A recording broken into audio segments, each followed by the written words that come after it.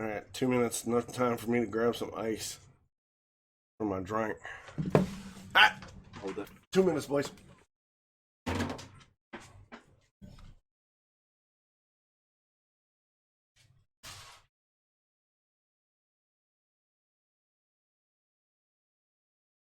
The wonders why I get like it's oh my god, Docs, it's episode 16.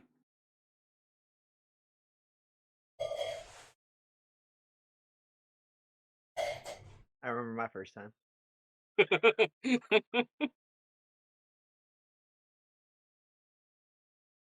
Like it's literally it says it on the tab and on the document what episode this is. And they go and find a 16 gift now.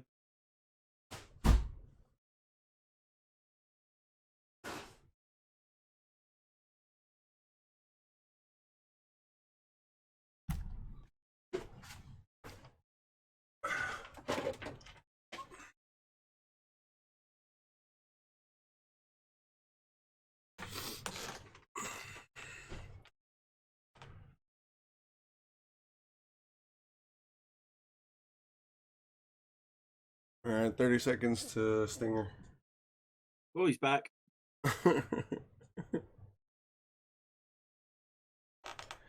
Oof, I wonder if this is going to be any good. All right, Stinger coming up.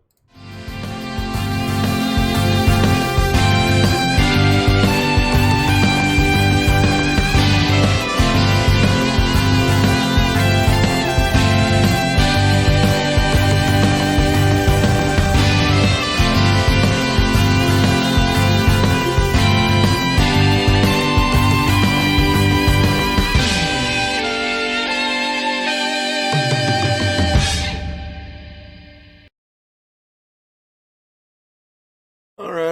Welcome to the show. It is Drunk Tank episode 15, aptly titled Naughty and Nice. Thanks to Chris for that. I am one of your esteemed co-hosts, Dax Ryan. We are joined by the illustrious and bearded, beautiful man, Titan Naughty 23. Say hi, Titan. Hello, hello. Hello. And as always, the Scotsman on top of Titan in a kinky situation. That's Chris. I'm in. Yeah. What's up, boys? How we doing? Talking about how I learned how to count. Shouldn't you have learned that back in kindergarten? I mean, we all know how to count to 16 except someone. Nice. So what's going on, boys? How was the week? He doesn't How are get it, things? Chris. He doesn't get it. I don't get it because it's an inside joke. So fuck off. That's the inside joke. Hello and welcome to episode 16 of. Is it? Oh, I fucked up. My man. You know what? It's been a long weekend. Okay, fuck you. Apparently, it's been that long. You went back in time a week. You know what? Go fuck yourself. Oh man. Did I title the fucking stream 15? I did, son of a bitch. They had the tweet. You know what? I've got no excuse. I was in the American public education system. That's my excuse. Wait, whoa. I know how to count to 16. Wait a minute. Just because you're special, that don't mean nothing, Titan. Fucking assholes. Wait a minute. I mean, I might have to take my shoes off, but I can still count to 16, okay? You know what? Okay, let's squash this. I'm missing a finger, so I'm always one short, all right? I'm always one short. Oh, man. What's going on, boys? How you living? Oh, we're living. Can't complain. What's up, Chris? How was your week? How was Scotland? Warm for some reason. It is getting towards summer. Yeah, it's like 22 degrees today. It was 21 yesterday. Oh, so you were drinking. So you were walking around the backyard naked? Not quite naked. Like there's like lanes about. I'm not getting It's like arrested. banana hammock. You just had a thong on, just, Yeah, walking exactly. around. Do you ever wear a banana hammock? They're uncomfortable as fuck. Never yeah, worn one in my life. Ride up fucking, and it's nowhere you think. I've only worn a banana hammock once as a joke, and I've worn Speedos when I was on the swim team back in high school. Speedos, most uncomfortable thing on land. Once you're in the water, though, boy, comfortable as shit. Oh, God. They're not very flattering. Don't get me wrong. They don't flatter well, but they're comfortable as shit once you get in the water. What? You're wearing it wrong then. Fuck you, Chris. Yeah, and I'm backwards the whole time. Bikini briefs. Yeah, let's go. All right, so Titan, introduce yourself to the people. Everybody knows who Chris and I am. Hi, I'm Titan. I stream on Twitch. I'm pretty much a variety streamer, but I focus on first-person shooters for the main Yeah, part. we got to talk about that. Okay, don't yell at me. Calm down. No need to be hostile. Yeah, other than that, I pretty much work and stream. What do you do for a living besides streaming? I work in a warehouse. I work for Adidas, actually. You work for Adidas? Ooh, Adidas! Adidas. for the man. Adidas, yeah. So you making shoes, huh? I don't make the shoes. I just get them. I just get those ugly ass Yeezys out of the building. Fucking hate those shoes.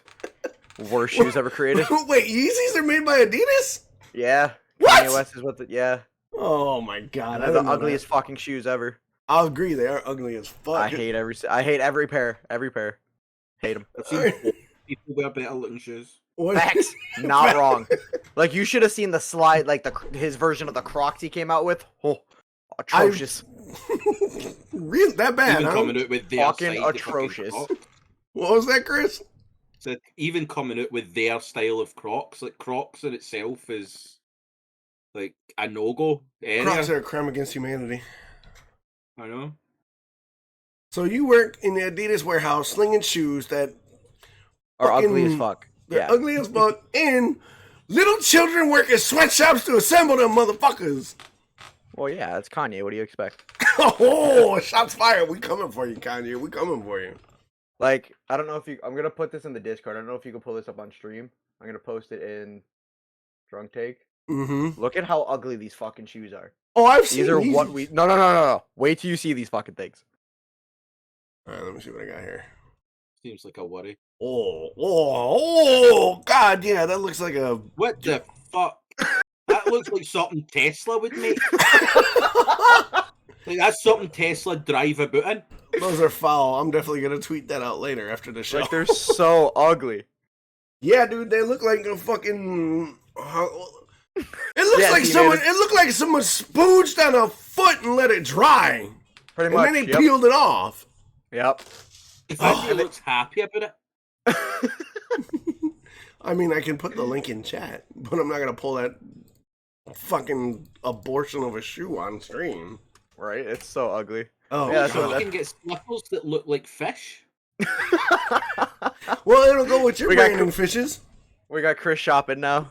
You know, a pound on Wish. There we go. A That pound. tells you enough about them. Wish is the greatest website ever. The greatest swap I mean- meet ever. I wouldn't say the best. So you work in a warehouse and you stream, huh? What else? Yep. Tell the people more about you. Are you? I mean, are you? don't really, are you? I work night shift. I can't. I don't do anything. Oh, you don't do it. You just I'm afraid of the sleep, work, and sun. stream. Yeah, me too, dude. I have an allergy to the sun. He's state champion at chess. Oh, shut up. He's a I'm hustler. not. All right. am. Well, There you go. no, the shit started. What happened? Chris is a little salty. Talk about it, Chris Chris. got his ass whooped, especially the last game. The last game, I literally said what I was gonna do, and he still lost. What? How'd that happen? Because I didn't listen to him. That's pretty much it. He backed his king into a corner, and then I literally moved 2 pieces and trapped his king in there, and he couldn't move. Oh no. Yep, that'll get you. I'm sure you were like, I'm gonna do this, and he went, no, you won't, and you went, did Yep. it, and you were like, Pretty fuck. much. That's pretty much. Although in 2 of the games I could have won, but decided to move something completely different for what it was. Did Yep. you know you could have won? Yep. No, Yeah, I 100%. stayed until after that where Titan went. By the way, see about 74 turns back. You could have done that and won. Yeah. Nice. There was Yeah. two games he was winning, and I ended up coming back and beating him. Oh yeah. Like I was just fucking clearing the board, and then I don't know. I still can't work out what the fuck happened. Like I was like wiping everybody out, and then all of a sudden he Checkmate. goes, "Oh look." I'm like, what? I've got like 42 pieces. Like, you only don't even start with 42 pieces, but I've had them. So Titan employed the Stalingrad gambit. Just sacrifice everything, and then he'll win. Still won. And I still won. Yeah. Nice. I kind of thought that I was going to be getting hustled when they started hitting it with terms like, "Oh, this is the Russian archer defense move." Oh, right. Cool. First of all, Cool. the website tells us that, and I just read it off the thing. Our last game I was using like the Mexican Gambit move or some shit. I don't know fucking know. So it was tequila Basically. and a guitar move.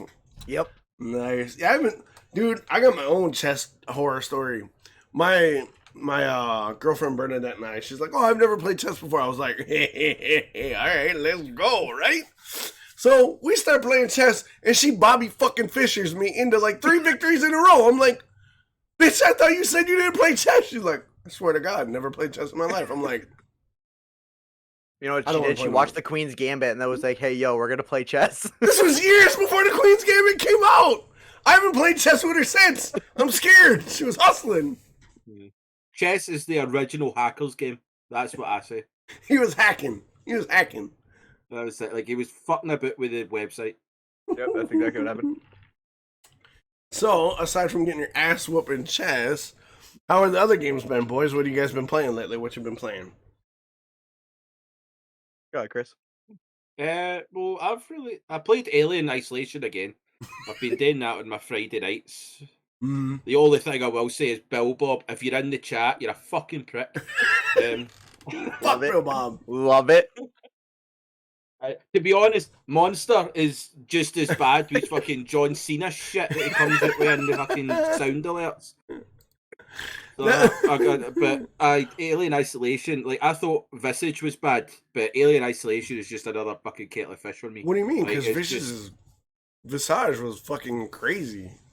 Yeah, that was crazy, but like Alien Isolation is just constant terror. It's no psychological terror. This is like an alien's going to come and murder you at some point. You know it will happen, so accept it. And then, but even now, the alien wasn't even on the ship, and then you had to deal with fucking androids trying to kill you, and you're like, why the fuck did I come on this ship? Like, I could have avoided all of this if the woman had listened to me and didn't go on. Well, you're looking for your mom. Fuck my mom, she's dead. Why you gotta do Ripley like that? Why you gotta do Ripley like that, Chris? Like, well, at the end of the day, she's probably going to meet her man now, so we're safe. But so it's fucked. And then now I've got to a part where there's like 1 million fucking aliens just running about, and you're trying to get out of a fucking shithole. They fucking face fucker things have started attacking me. It's not a fun moment. Like, I go in thinking, "Oh, this will be fun. It'll be great content," and then I leave, and I'm like, "This is shit. What the fuck am I doing with my life? I'm not going to sleep for 3 days." So when are you playing Outlast? That's the next question. Probably when I finish, because I've got Outlast. I did buy Outlast. I got it on sale. I got like 3 or 4 horror games on sale like last month before I started Alien Isolation, because I thought, well, that'll be my Friday nights, and I'm slowly going, why the fuck did I buy these games? Like, why am I doing this? Like, what is the point in me buying these games? Because all it's doing is ruining my life. We definitely need to get you a copy of GTFO. Yeah. Because that game is fucking terrifying. Like, you come around the corner and you see the number, and you're like, don't fucking move. The other thing you have to remember is it a PC game? Yeah, it's a PC game. How am I supposed to run that? Look, you're gonna be making big money shortly. Spend some money, upgrade your fucking shitty rig so we can play games together, goddammit. Yeah, I fix your said shitty rig. gas station computer and get it Right? going. I can play Sims on it, so it must be good. Yeah, totally. Jesus. 100%. Right, that's how you know it's a good PC, is the Sims. Yeah, and he plays on max settings, so that's how you know it's good. Oh, yeah. Sims on Ultra on his little putt-putt machine. Exactly. I mean, I can't do anything else, but it still runs it. What about you, Titan? What have you been playing lately? I've just been playing Apex for the most part. There's really nothing out. I mean, me and Chris will play like Paladins or Rogue Company on Wednesdays. I play Paladins now, too. Pretty much just play Apex. Yeah, why? Because I want to lose my sanity. Why not? What the fuck? I mean, how is that? Like, here's the question: how the fuck is that game fun? Well, I It's mean, like, when no. you play with people, it's actually not horrible. Like when me, Chris, and Bilbao were playing the other day, we were basically messing around the whole time and still ended up with 2 wins. Like You we know, literally weren't trying at all. And then like last I week, you was. That's the sad thing. I was trying. okay, Always me and trying. Bilbao weren't trying. Um, but like even last week, even Chris said like when I was playing with Spartan, it was just more fun because we were just hanging out, like messing around, Yeah. laughing, didn't care about winning and stuff. It's just like playing with randoms is what kills you, or just certain people that just kill your vibes. That's the only thing. Just all Yeah. depends on who you play with. Is Mm. now I've dabbled in Apex a little bit when it came out. Like what is it outside of playing with your friends that makes you just want to grind it and play it all the time? Like you said, randoms kill your vibe, but like there's got to be something more in the game than just playing with your friends. I mean, I think it's just trying to get better at it, honestly. Like when it first came out, that's literally all and I mean it was on Xbox, but like that's literally all I played for like a couple months. And then Mhm. everybody started fading away because new games came out, and then I finally switched to PC and started playing again. And I feel like I fell off skill wise, so just like trying to play and get better is basically why I play it. Is it something about the battle royale genre, or is it the fact that it's a battle royale plus like hero shooter that really kind of? I think it's more. I think honestly, Apex is probably the best battle royale out there, Yeah. and it takes the most skill to play because you got to learn the legends. The gun plays a little different depending on what gun. Like you can't always have your setup as opposed to like Mm, Warzone where you can make your class and get a loadout, and you Mm. know what I mean. Apex is like you pick up a gun, you shoot. I mean, right. you know what I mean. Yeah, So I I think have to that's why I agree like with it. that. Because like that's one thing. Like I used to play Warzone, not a lot, but that was what I played, and it wasn't until I started playing Apex on and off when I think it was season 7 came Yeah, out, so it was like late into it. And the one thing that I prefer Apex over Warzone is pretty much pay to win.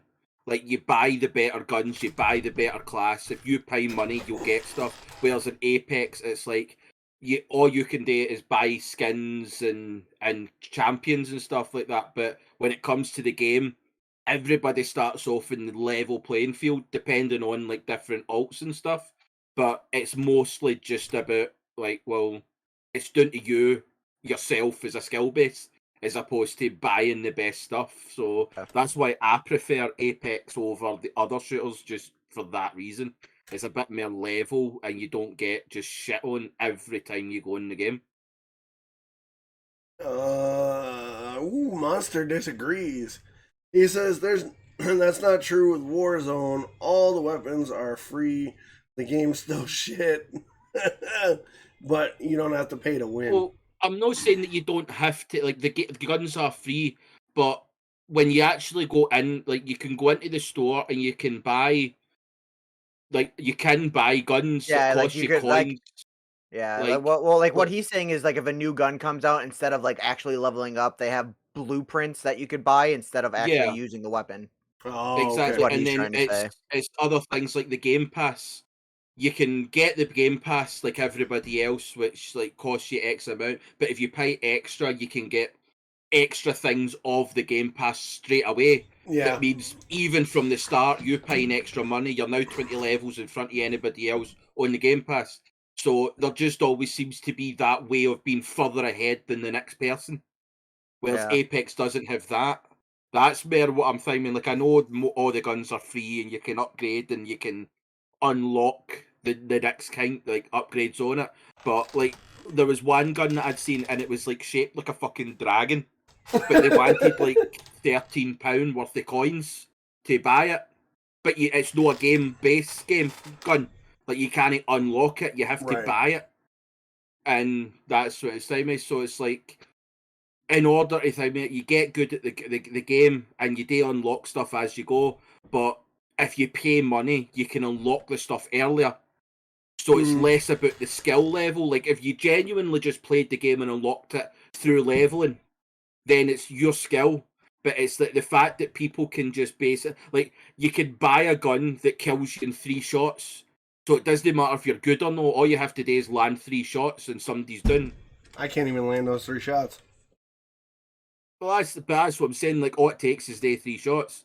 Like, I just think, as it is, it's just got to the point where, see, unless you've been playing Warzone for the start, you're not going to be able to get as good as anybody else. Plus, they literally came out and said that they're never going to rid hacking from Warzone. Yeah. It's physically impossible. There was a whole big story about how Yeah, that's there's a another thing. company that literally like hacks the game. Like their Mhm. sole purpose and trade is to hack Warzone.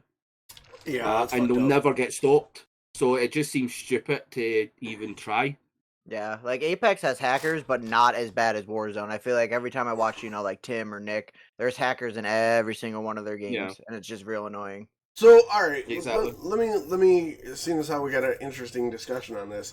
What is the difference for those who aren't initiated? What's the difference from a hacker to a stream sniper?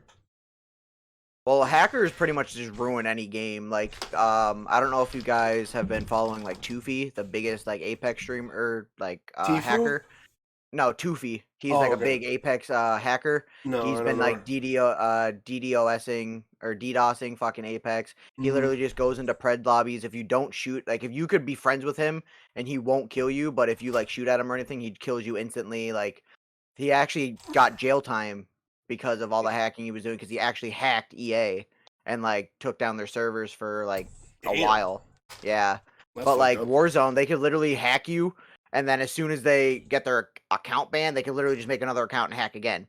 Like they're Yeah. not hardware banning. I mean, now they started to. Like I've been watching Tim, and if you get their account number to hardware ban them, and that's what they started doing. But I mean, like there's still millions of people that are on there hacking.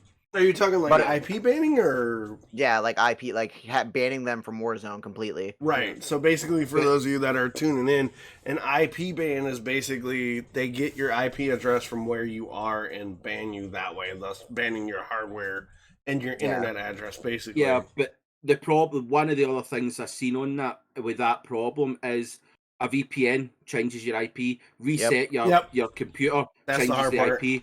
So that's what they're doing is they've got a computer that they have nothing on but Warzone, and see as soon as their account gets banned, they hard reset their computer, load up Warzone again, and go straight back into exactly where they were. Like that's how easy it is. That's how they'll never be able to stop them. Is because they can either use VPN or reset a new computer. That's it. Warzone is scuffed for the beginning of the outright. That's it. There's no fixing it. Yeah, So- a couple people in chat, especially Dread, was talking about doing MAC bans instead of IP bans. Because you have an IP address, then you have your MAC address, and you can't change your MAC address. So maybe that's an option. But in order to do that, the permissions you would have to give away. Yeah. I don't know if That's people would the do thing.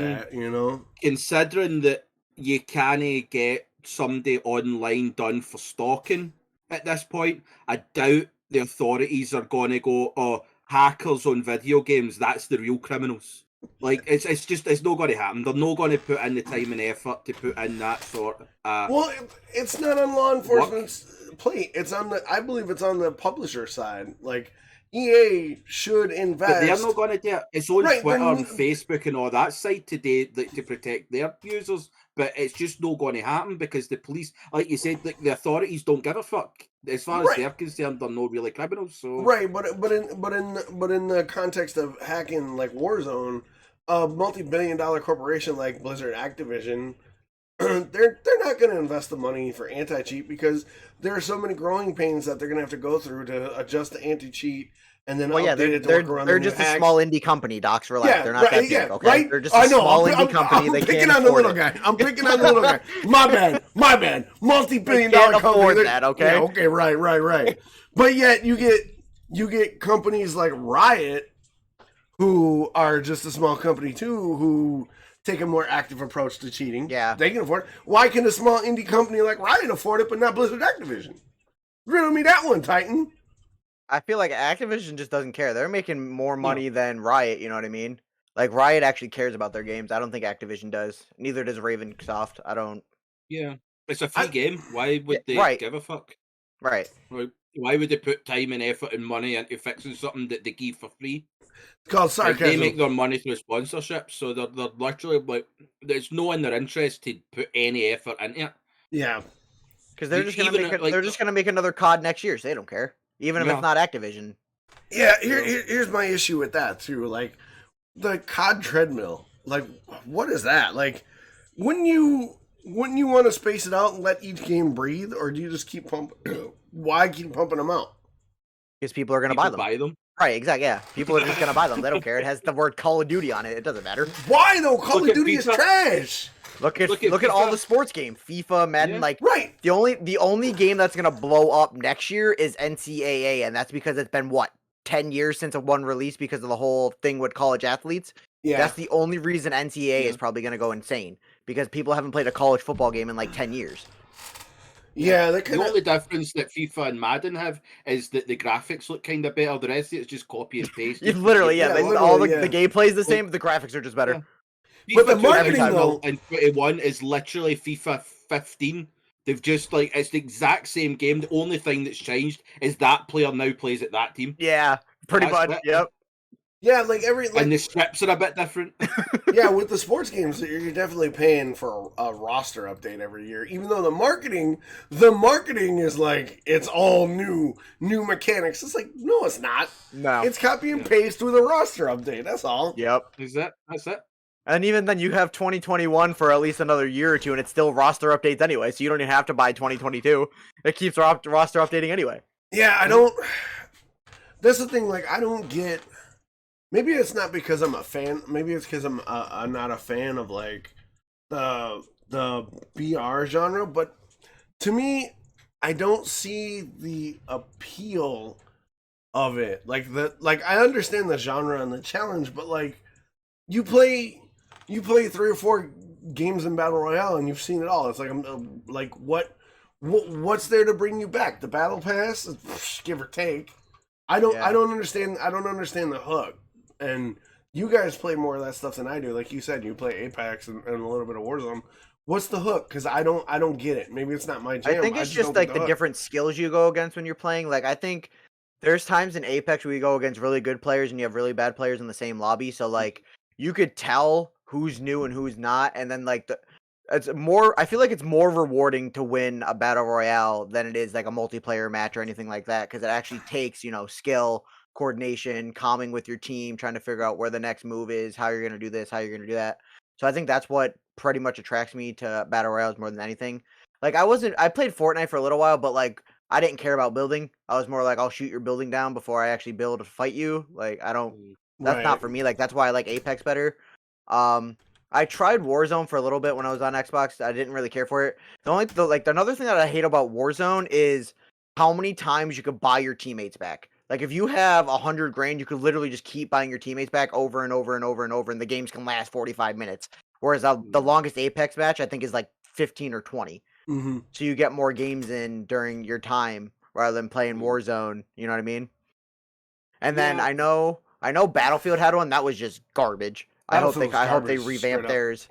I hope they revamp theirs. And everybody wants a Halo BR, but Halo is not meant to have a BR. I am sorry.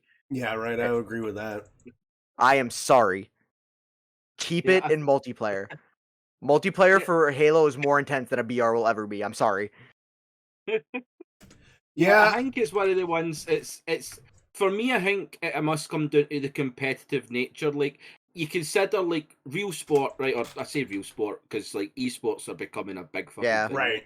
But like in real life sport, right? Like football or American football or anything like that.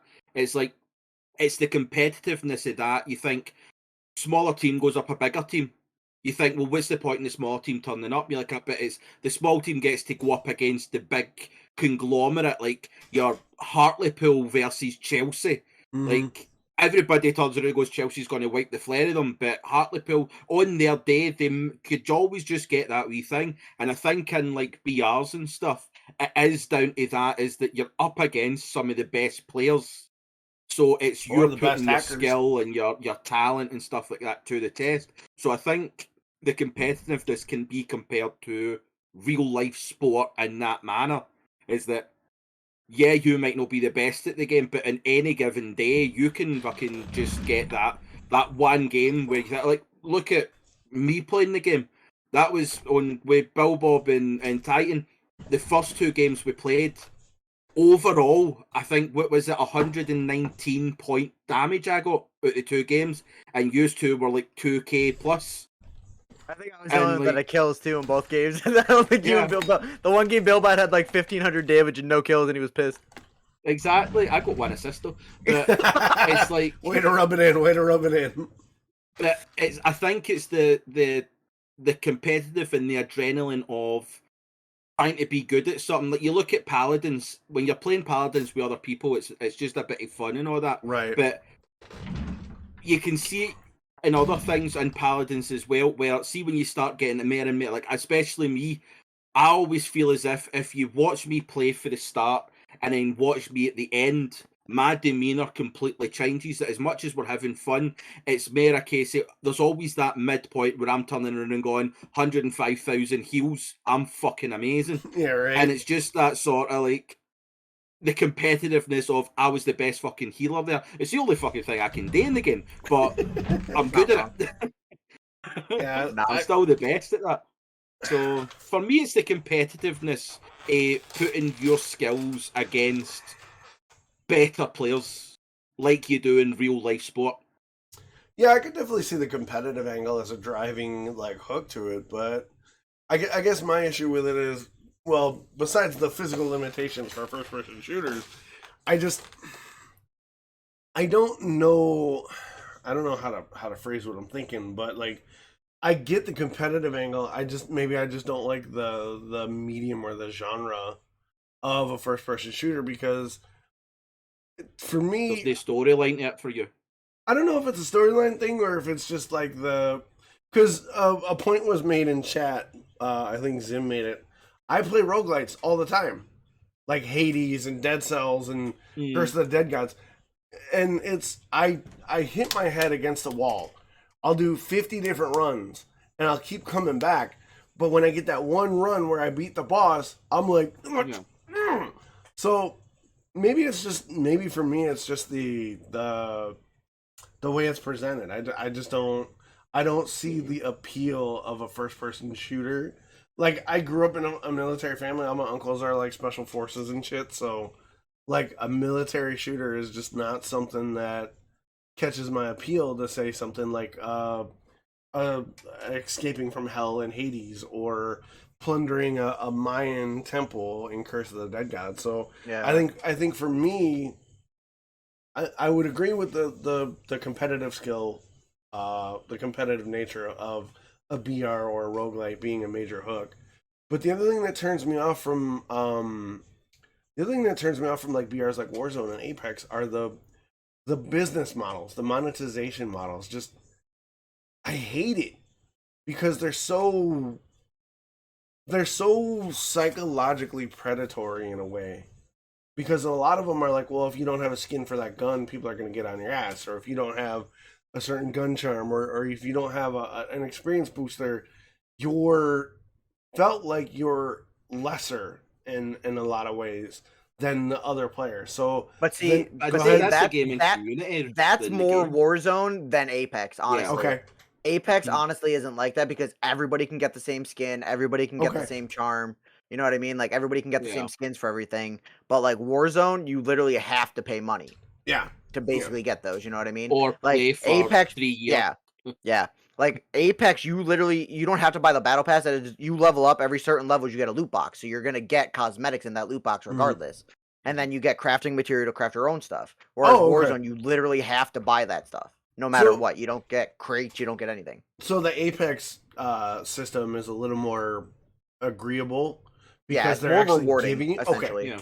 Okay, so they're Yeah. giving you what you need to get what you want, whereas opposed Yep. you have to buy everything. See, Yep. that's the thing is like I haven't played Apex. When I played Apex, it had just launched, so they didn't have their battle pass system, and I haven't Right. really touched it since. So I'm glad that you clarified that because I didn't Yep. know that. But I guess you could see it, and you could say that I have an issue with the monetization system of sports games too. The Ultimate Team for Madden and FIFA and all the other ones are just utter Yeah, trash, which is why That's grindy as hell too. Yeah, I don't tend That to touch is why Football Manager is the greatest game ever. them.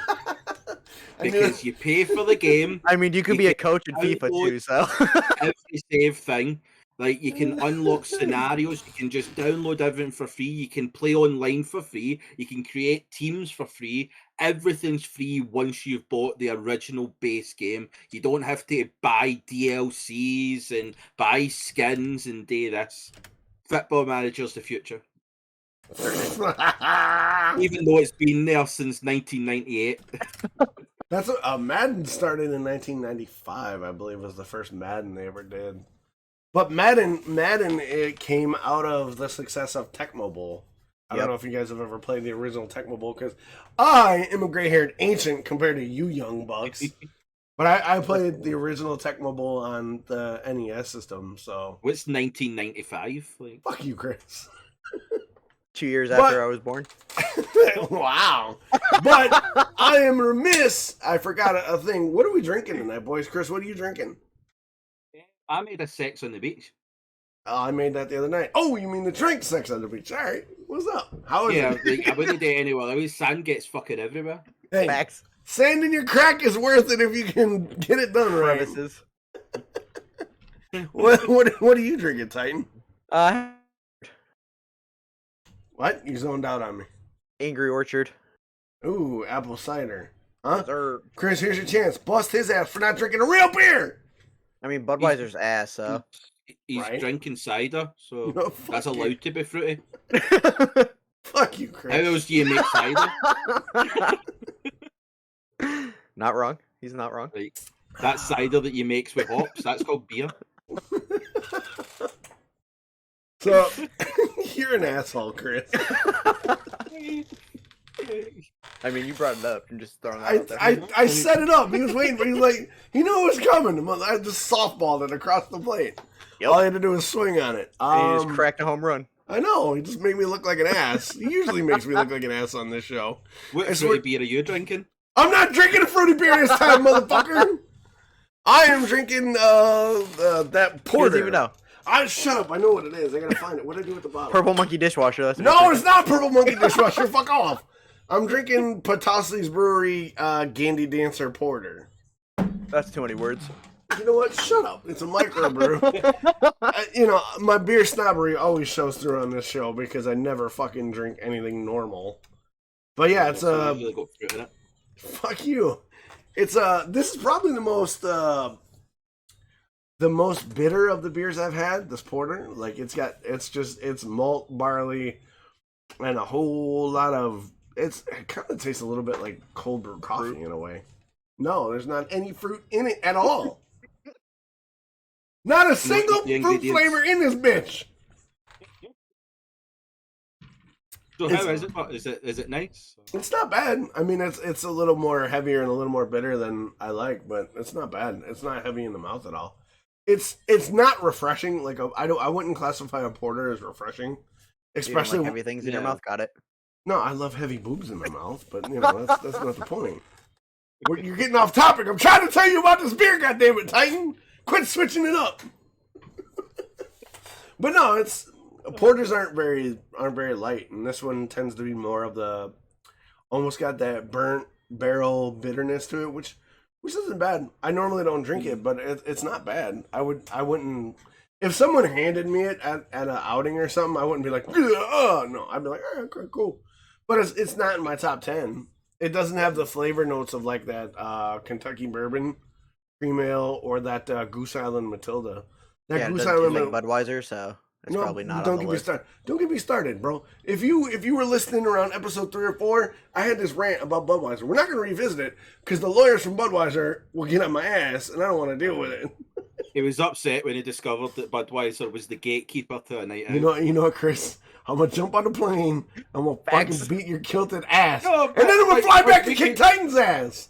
We can touch back on that. Like, No, when it no, comes to a night no, out, at the no. start of the night, you'll No. drink the nice stuff. You'll drink like your Kentucky bourbon, or you'll Yeah, drink you know, like your Captain and but Coke, stuff like that.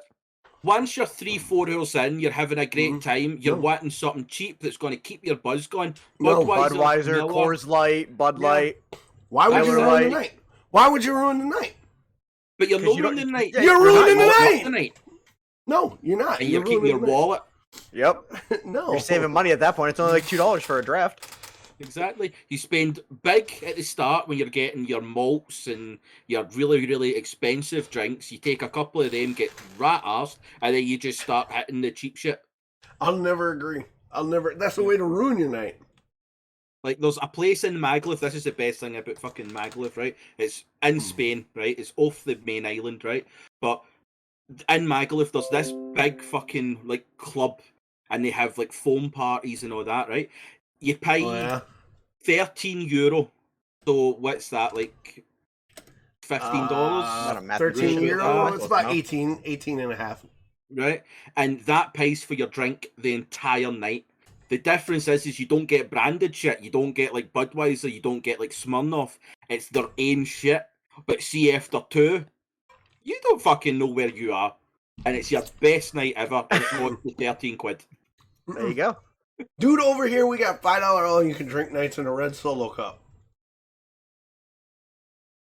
You go out to a bar, That you pay sounds $5. dangerous, though. Yeah, literally. It's probably Budweiser. No. Some places are taps and rails for $5. I never do them because I'm not drinking shit beer. Is it $5 each drink or just whole night? No, you get one cup. It's a red Solo cup, and you fill it up as much as you want for $5. Sounds Some like ladies- Budweiser. Yeah, somebody There's definitely gets some Budweiser. Taps and every time he rails goes is over there. whatever's on tap and whatever's on the rail. So if like you want, So Budweiser and Bud Light and Coors Light. if you go to shit bars that have Budweiser and Coors Light on tap, yeah. But if they're a decent bar, you might be looking at Sam Adams or Killian's Irish Red on tap. Maybe Corona if you're lucky. Maybe if you're lucky. But then you also get rail drinks. So like your cheap vodkas, your cheap vodkas, your cheap tequilas, your cheap rum. My hair is just not working with me right now, boys. Oh my god, I'm having a bad hair day. So I gotta tell you something. Oh, no. I almost killed somebody today. Oh, yep. Here we go. Meaningful or accidentally? Shut up, Titan. No, if I mean to kill somebody, I'm not Two gonna. different people. Meaningfully accidentally. Bro, if I kill somebody, I'm not gonna come on a podcast and go, "Yo, I just killed somebody." Why no? I would. I'd want the adulations of killing a stupid person. I mean, it's good content. Making the world that little bit better, one stupid person at a time. Not wrong. Not wrong. Well, technically, I almost killed like 3 people. So I was coming back. 300 points. There you That go. was a rampage. Well, I'd have got bonuses because 2 of them were cops, but you know. 700. So I was coming back from getting lunch before sound check for everybody at the house, right? Ran over to the local Culver's, got me some, cheesy curds and whatnot. Coming back to the house, I took a turn down the side road off the main road to go to my house. I'm a half a block away, and this fucking 16-year-old girl looks down the road like, sees me coming, hesitates. I get within maybe 100 yards, and she steps off the curb to cross the road as I'm still driving. Bad day. You know what? She had AirPods in and a hoodie. Like she had the whole. She was definitely listening to a sad song. Like she was just ready. You failed. You ruined her day. I swerve, you just ruined her day. I swerve, and there's a fucking police cruiser in the oncoming lane, and the cop white knuckles the wheel and kind of goes, "Oh shit!" I whip the wheel back as I loop around this teenager. I'm so close to the cop's cruiser that our fucking mirrors could be making out. I look at the cops, they look at me. I'm like, "Oh shit! I'm going to jail." I clear the cop car. I look in my rear view immediately to see if the cops flip a bitch. No. They slammed on the gas and hooked a right and fucking went after the teenager. And I'm like, oh, thank God. Dude.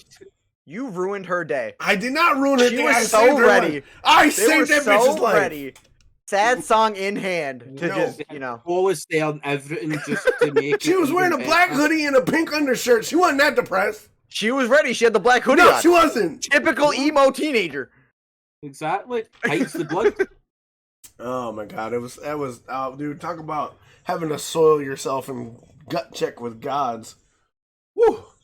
I like Zim's comment. Like, the reason you decided she was a teenager is because she had AirPods in. That was it. The only reason that makes her a teenager, she had AirPods in. I mean, she was probably around 16. I couldn't judge her. I was doing 35 and almost killed her. She's actually like 25. She Man, just looked young. She's actually 25 because they won the AirPods. They were Samsung. Oh, shots fired at Apple. But yeah, dude, like when I whipped around, that put the cops in the fucking cruiser looked like they were gonna die because, like, with the it's only a 2-lane, so I went like this, and I was literally going head on with the cop cruiser, and at the last second, I was able to whip the wheel back around the fucking chick, and oh my god. And I You didn't probably manage to find spill. it was because you were driving the wrong side of the road. No, Yeah, Like, you if were probably on the wrong driving side. I the was right not. side of the road, Shut then up. it I would was have not been on the wrong fine. side of the road. I was on the proper side of the road. Dumb bitch just stepped off the corner thinking that she had the right of way. No. You weren't in a crosswalk. You didn't have a crossing signal. We were on some local little side street, and you're fucking She's probably dumb. listening to the Beatles and wanted to recreate the scene, and you ruined it. I know. That's not my problem. I don't need to go to jail for involuntary teenage slaughter. I'm gonna go Maybe to she jail. I'm was gonna trying make to a act living. teenager. You He know was what? probably just trying to act out a why did the chicken cross the road joke, and you've just like ruined it for her. Like, I hope You know you're what? happy with yourself. I am, because a teenager will live another day to be miserable. I And hope probably in every jail day now. your beer tastes like Budweiser. no. I buy better beer than Budweiser, god damn it. But yeah, that was terrifying. And I managed not to spill any of the cheat curds, so it's a good story all around. There you go. No for her, but You know what? No one asked you about how sure how you how never she hit her, feels. and she didn't get cheese cuts. Facts. Maybe she Double wanted luck. some. Maybe that was the There whole won't be reason cheese she wanted curds to in walk heaven. across. She was gonna come ask for some cheese curds, and you ruined She it. didn't know I had them. How did she know I was coming back from Culver's? How do you know somebody could have phoned her on her earpods telling her that you just left the shop? Oh yeah, because some random ass fucking brown haired little white The girl store owner. teenager fucking The store owner hit her up No. and was like, "Yo, this guy just left. He's got cheese curds and He's fucking got your cheese curds. spicy chicken He sandwich. bought the last bag." That was fucking terrifying, though, man. I've been in some close scrapes with fucking vehicular moments, but dude, she's so tiny. She would have been splattered across my windshield, and it would have fucking head-on-headed a fucking police cruiser. Come on now. Well, I mean, Oh, not technically, really. You'd have hit one of them. yeah, I was gonna say, technically, if you hit her, you wouldn't have swerved into the police cruiser. I probably would have swerved when a fucking teenager fucking slammed all over the front of my car. I'd Then be it'd like, be your oh fault, shit. Yeah, that'd be your fault. 100%. Because pretty much, if you've got something on your windscreen that's obscuring your vision, that's jail time, son. You two are just fucking assholes. So the you know police that? would have stopped you for that. Probably. They'd have probably been like, sir, can we see your license? Sir, you got a bro? little something slapping on your windshield. Ready Yeah, to clean that Dangerous off. driving. I got a 16-year-old. What do you want? Here's my I wouldn't say license. that to the police. I would Yeah, not say that to the police. That's a different not charge. He is not of age. I would not have said that. Is that I dead would have teenager fucked it up anywhere? in 2 years.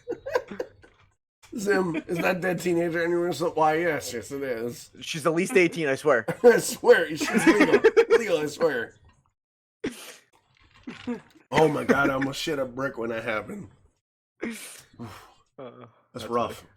No, it's good. I like it. She told me I was 18. Yeah, chat. That's what I would have said. As she's bouncing off my windshield, she'd have been like, "I'm 18."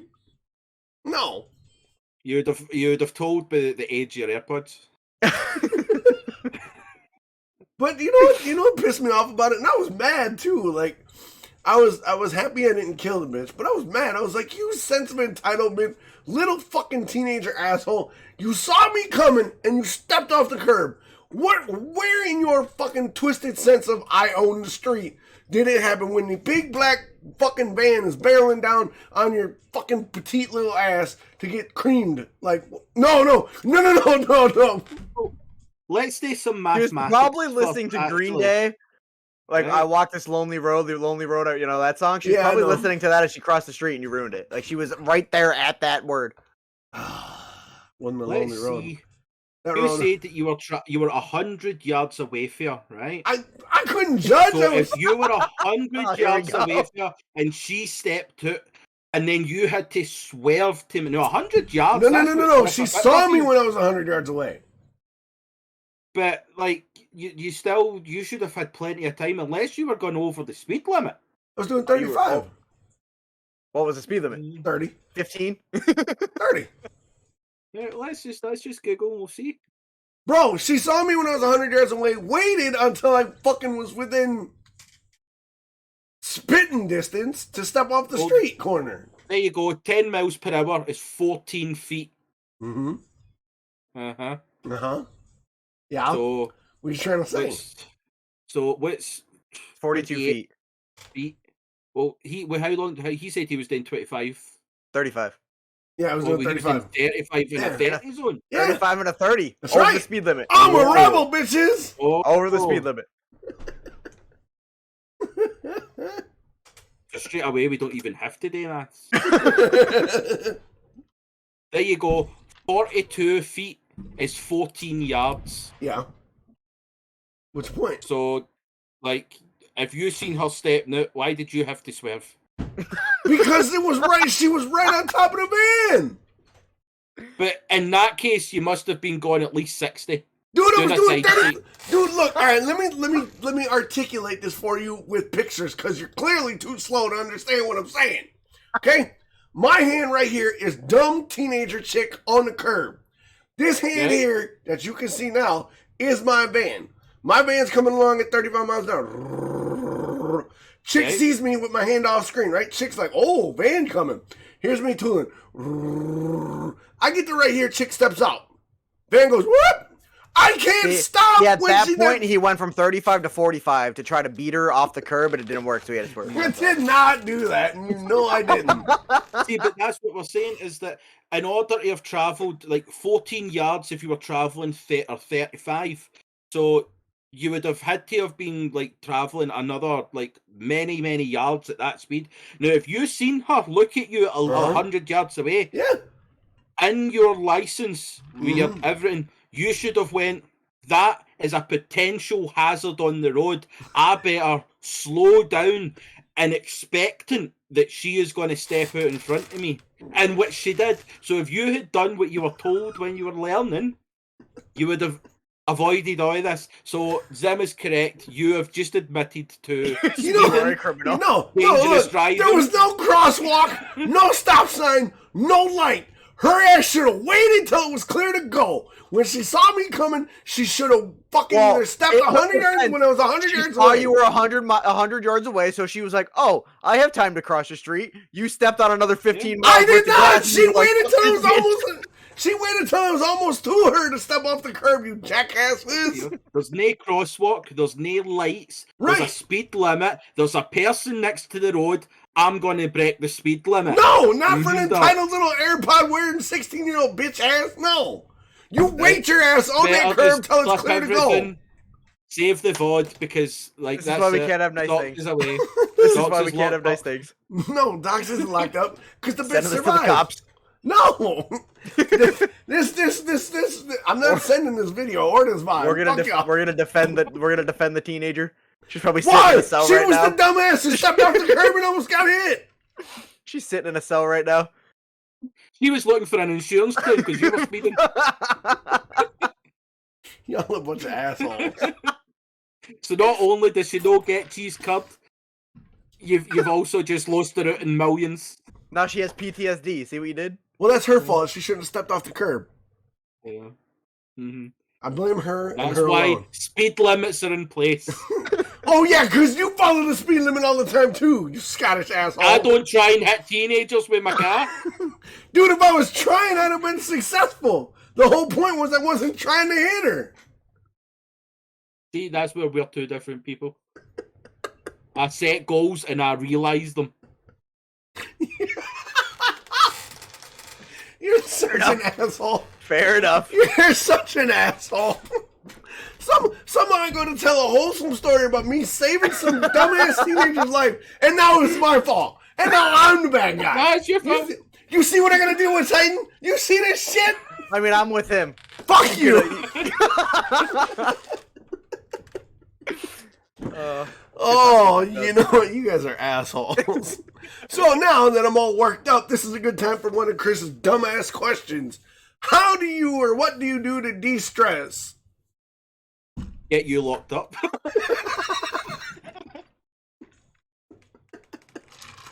We need to keep the streets safe.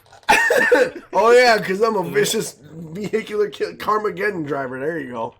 We have to keep safe those 16-year-old teenagers. Take the earpods out and wait for a crosswalk. And they're black hoodies. She had a nice pink shirt on, though. I mean, the shirt was kind of cute. How did you see under the hoodie? Because it was unzipped! And didn't say Zim that. actually The makes hoodie a was good on. point. Zim points out that at the start you said, I almost killed 3 people today. I did! No, I tried to save the lives. Well, you don't bury the lead. Come on now. It's called clickbait. wait- Get it right. Up first and then you bury it. But, so yeah, Titan, what do you do to de-stress besides razz on me all day? Normally, honestly, I just listen to music for the most part. Yeah, what do you Or listen to? I'll go outside and I'll play like basketball or something. I'm really big into sports. I've been pretty much playing sports my whole life. The sports ball? Yeah. Yeah. I played baseball, I played football, I played basketball, I played it all pretty much. Well, Yeah. whatever my school had anyway. But most of the time I listen to music for the most part. Yeah, what do you listen to? Honestly, I'll listen to anything but country music. Literally Why the anything. country hate? Why hate on country? I hate country music. I can't.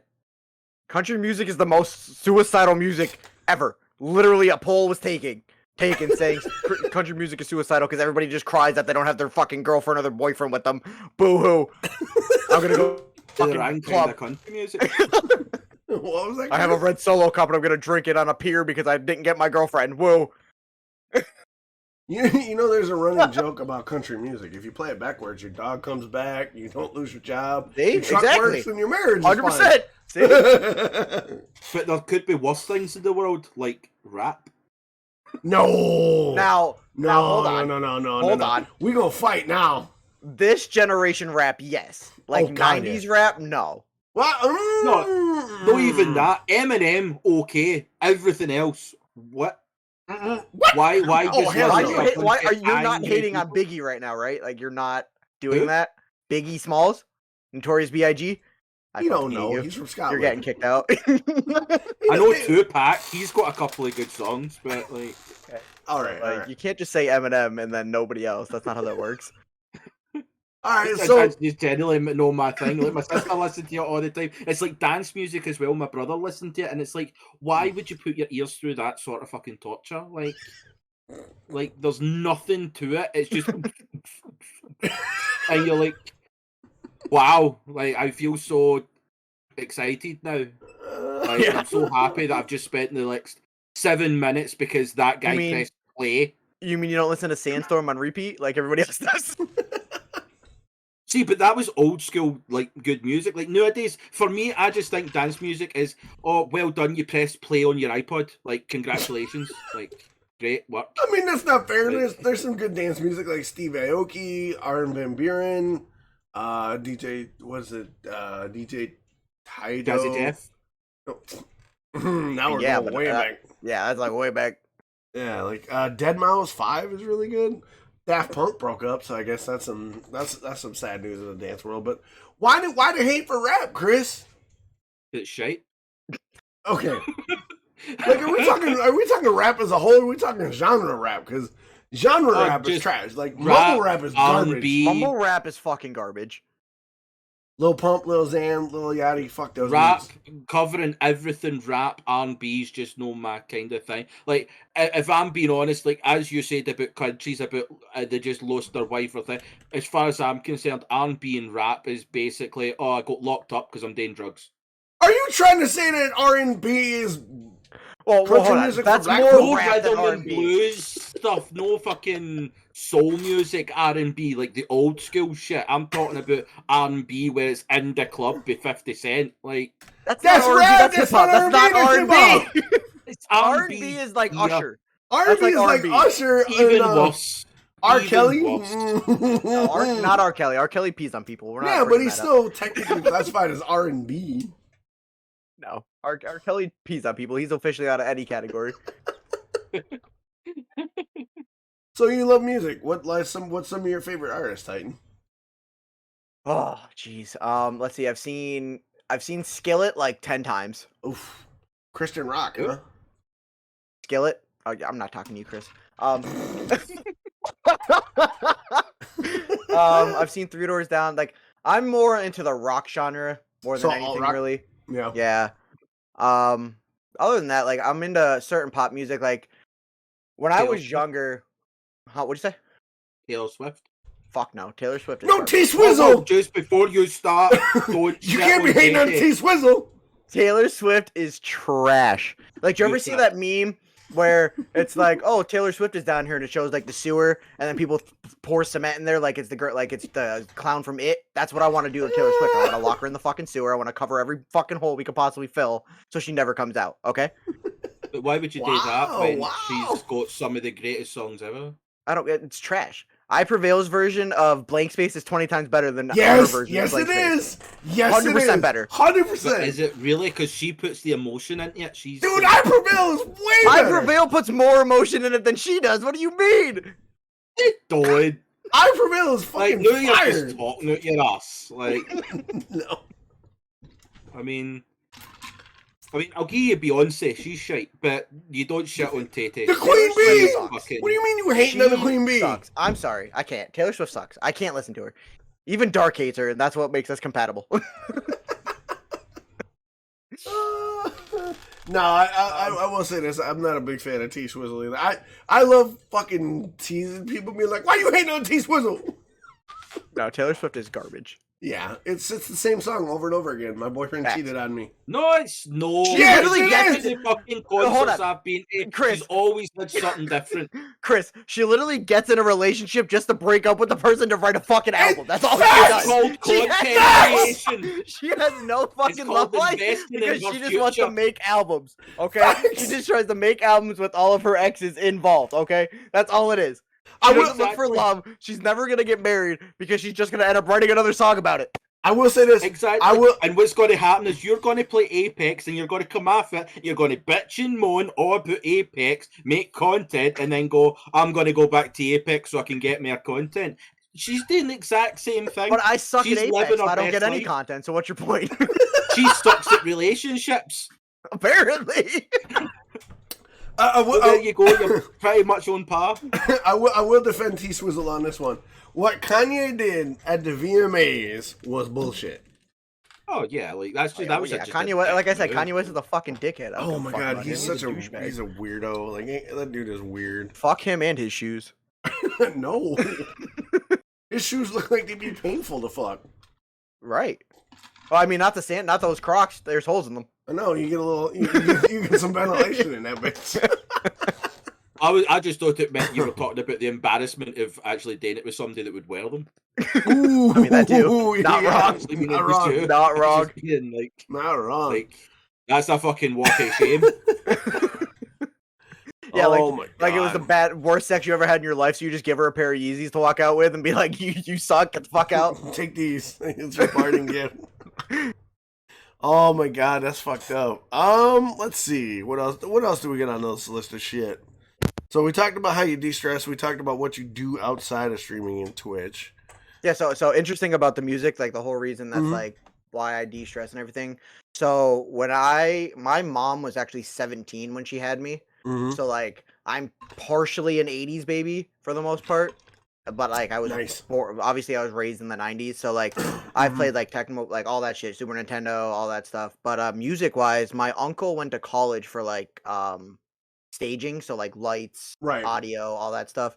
But like growing up, we would literally listen to 80s music, 90s music, and then as I started getting older, obviously the 2000s stuff like that. But when I lived at my mom's house, we would actually sit in the backyard and we would put on Pandora or like something that would just play random songs, and we would literally sit there and guess the song within 5 seconds, no matter Called the what radio. song it was, like anything like that. But me and my uncle can also match songs to other songs, if that makes sense. So Oh, yeah? like, do you guys know Lonely No More by Rob Thomas?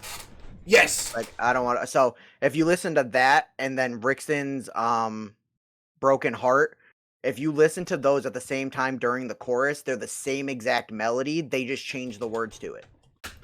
Isn't that a case of the same producer making the same song? I don't think it's the same person though. Well, maybe it's the same production house. Like it's the same producer though. It's probably just a sample, but like same thing with Ariana Grande. She stole from NSYNC. She literally stole Oh, like a yeah. whole verse from NSYNC Yeah. for her one song. Newfound Glory Oh and God, One I hate that Direction. band. Newfound Glory and One Direction basically have the same start to one song. Like we can point those things out at just hearing a couple notes from a song and stuff like that. So that's like the main reason I listen to music, is just because that's what I was growing up on. Mm. Yeah, music for me is one of those things where like I could definitely relate to de-stressing because like if I'm writing a scene for an RPG or if I'm like when I'm not streaming editing the podcast, I've always got music playing because there's something about music that allows you to like relax and be more creative, I think, in a Yeah. way for me. Like I honestly wish there wasn't DMCA for Twitch, but like when I'm off stream, like after I get off stream, I'll literally just throw on my normal like songs and I'll just play COD or just vibe out, just listen to music and just de-stress that way too. Like I'll just play something that's not stressful, even if it's just chess with Chris or stuff like that. Yeah, the DMCA thing is A the, joke. It's a joke.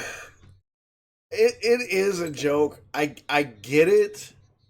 I understand the concept of a DMCA. You don't want music, that wasn't paid for being given Yeah. away for free, but like the overarching benefit of having like a streamer say like Tim or Summit play a song on their Yeah. stream, you would think that whoever watched that stream, they'd be like, "Oh, hey Summit, hey Tim, what's that song?" And then they would either go stream that song because they heard it, or they would Yep. go buy the album. Like, And that was Tim's biggest thing. Like he just chats for literally 2 hours before, like during his stream, and people would donate and be like, "Hey Tim, check this song out. Hey Tim, check this yeah, song out." And everybody in chat would be like, "Yo, link the song, link this, link that." Like they would go to check out the song or save it to their playlist, but now you can't even do that. Like Tim literally deleted like 10 years worth of videos because of DMCA. yeah. I think an argument should be made for discoverability, like DMCA versus discoverability. You know what I mean? Yeah. Well, I've got an unpopular opinion on the DMCA Oh thing. Lord, here we go. So this is going to go time with them. This probably isn't going to go well with Twitch streamers, but I'm sort of on the side of the record companies, not fully. Right. Like the fact that they've got the Autobots that are going and they're claiming against people that have walked by a building that happened to have been playing one of their songs, that's all bullshit. But what you have to remember is in this day and age, look at it like the other week there, you were talking about a new anime or something like that had came out. Mm-hmm. And I said, "Oh," and you literally said that they're only going to on this platform, and then said that you're not going to pay for that platform to stream it.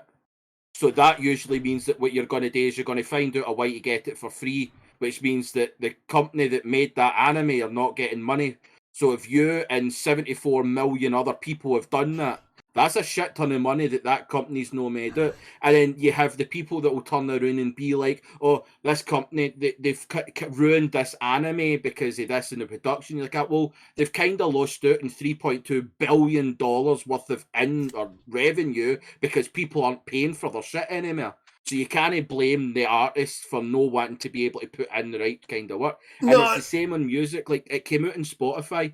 See, musicians that are on Spotify, they get pennies for a stream. Like they don't make money on Spotify. No. So see when Twitch was using that and streamers were using that, musicians weren't making money on it. So the fact that record companies have turned around and went, well, do you know what? No, we're going to stop this. We want the money because we're not going to be able to put out our content because other content creators are using our content for free. And find because like you buy a CD or you buy a DVD, the first big title that comes up is it's for personal use. You're not allowed to stream it. You're not allowed to show on a public setting. That's the same for music. But people are downloading the music or buying it or they're doing whatever, and then they're patching it out. So it's like I can understand why the record companies, the musicians, and that kind of stuff are doing it. At the same time, you've also seen musicians come out and say, right, we've created this album that's for DMCA, you're free to use it. That's cool, that's on their terms. But yeah, but see, so I think it's more the record company rather the artist though. Yeah, I would I agree. feel like the artists don't really care as much as the record companies. But like the record companies aren't even like Twitch is literally trying to talk to them, trying to figure stuff out, and they Yep. just sent an email saying that like DMCA basically said, "Fuck you, we're just gonna keep auto banning." Like they Yeah. like DMCA, they're not even trying. Like the record companies aren't trying to agree with Twitch. Like Twitch is trying everything possible because everybody's complaining about it because we hate listening to the same 5-7 songs all over Yeah. again. But I mean, like I said, I think it's more record company than musicians. Like Logic, he can't even listen to his own music. Yeah, which Yeah. is retarded. Yeah. Like, No, I definitely agree. and he's even like, I wish I could, but the record company won't let me let you guys listen to my music. Like, he came out right, and said that. Yeah. Well, I think that is, and I think that's like Zim said in that that you could literally get rid of the record companies. I think a lot of artists are starting to do that. See, with the likes of Twitch and stuff like that. Like, there's a lot of musicians on Twitch that have now built their own studio to be able to produce their own music. Yep. And the fact that there is musicians that are producing music purely to be used on streaming platforms. So I think it's one of the ones that. It's another thing where, like, somebody made the argument that the problem with record companies is they've still not caught up with the times of technology now, where online is where it is. So they've not caught up with that. But what they're doing, as I said, the way they're doing it is stupid. Like, the fact that they're banning people for a use of their thing and they're not even giving anybody a chance to, like, somebody walked by a shop and that shop was playing the music. But they're getting fucked with it, and it's their fucking livelihood. You're like, in that sense, the record companies have shot themselves in the foot because everybody's gone, well, do you know what? Fuck you. We're not going to do anything with you now. And I think that's why a lot of musicians will start, like, switching it and start doing their own thing so that they can do it that way. I think the whole DMCA thing, as much as it's a massive aspect to Twitch right now, I think maybe by late to the end of this year, I think you would find that we've progressed enough that it won't even be an issue because musicians will have brought out their own stuff that you can use. Record companies will probably start to understand, hold on, if we don't fucking do something now, we're out the door. Then it'll all start thyming down. It's just that right now, it's a shit show. And it's a shame for Twitch because Twitch got a lot of shit for it. When Twitch couldn't do anything, because everybody keeps on turning around and going, fucking Twitch are owned by Amazon. They could easily pick. It's like Twitch or not. Twitch are Amazon own Twitch, but Amazon have fuck all to do with Twitch. Twitch runs at a loss. Twitch does not make money. Yeah, they do. Bezos bought a company that doesn't actually. No, they don't actually make profit. Yeah, I was make agreeing money with and you. it goes out, but they don't make profit. They actually do run at a loss.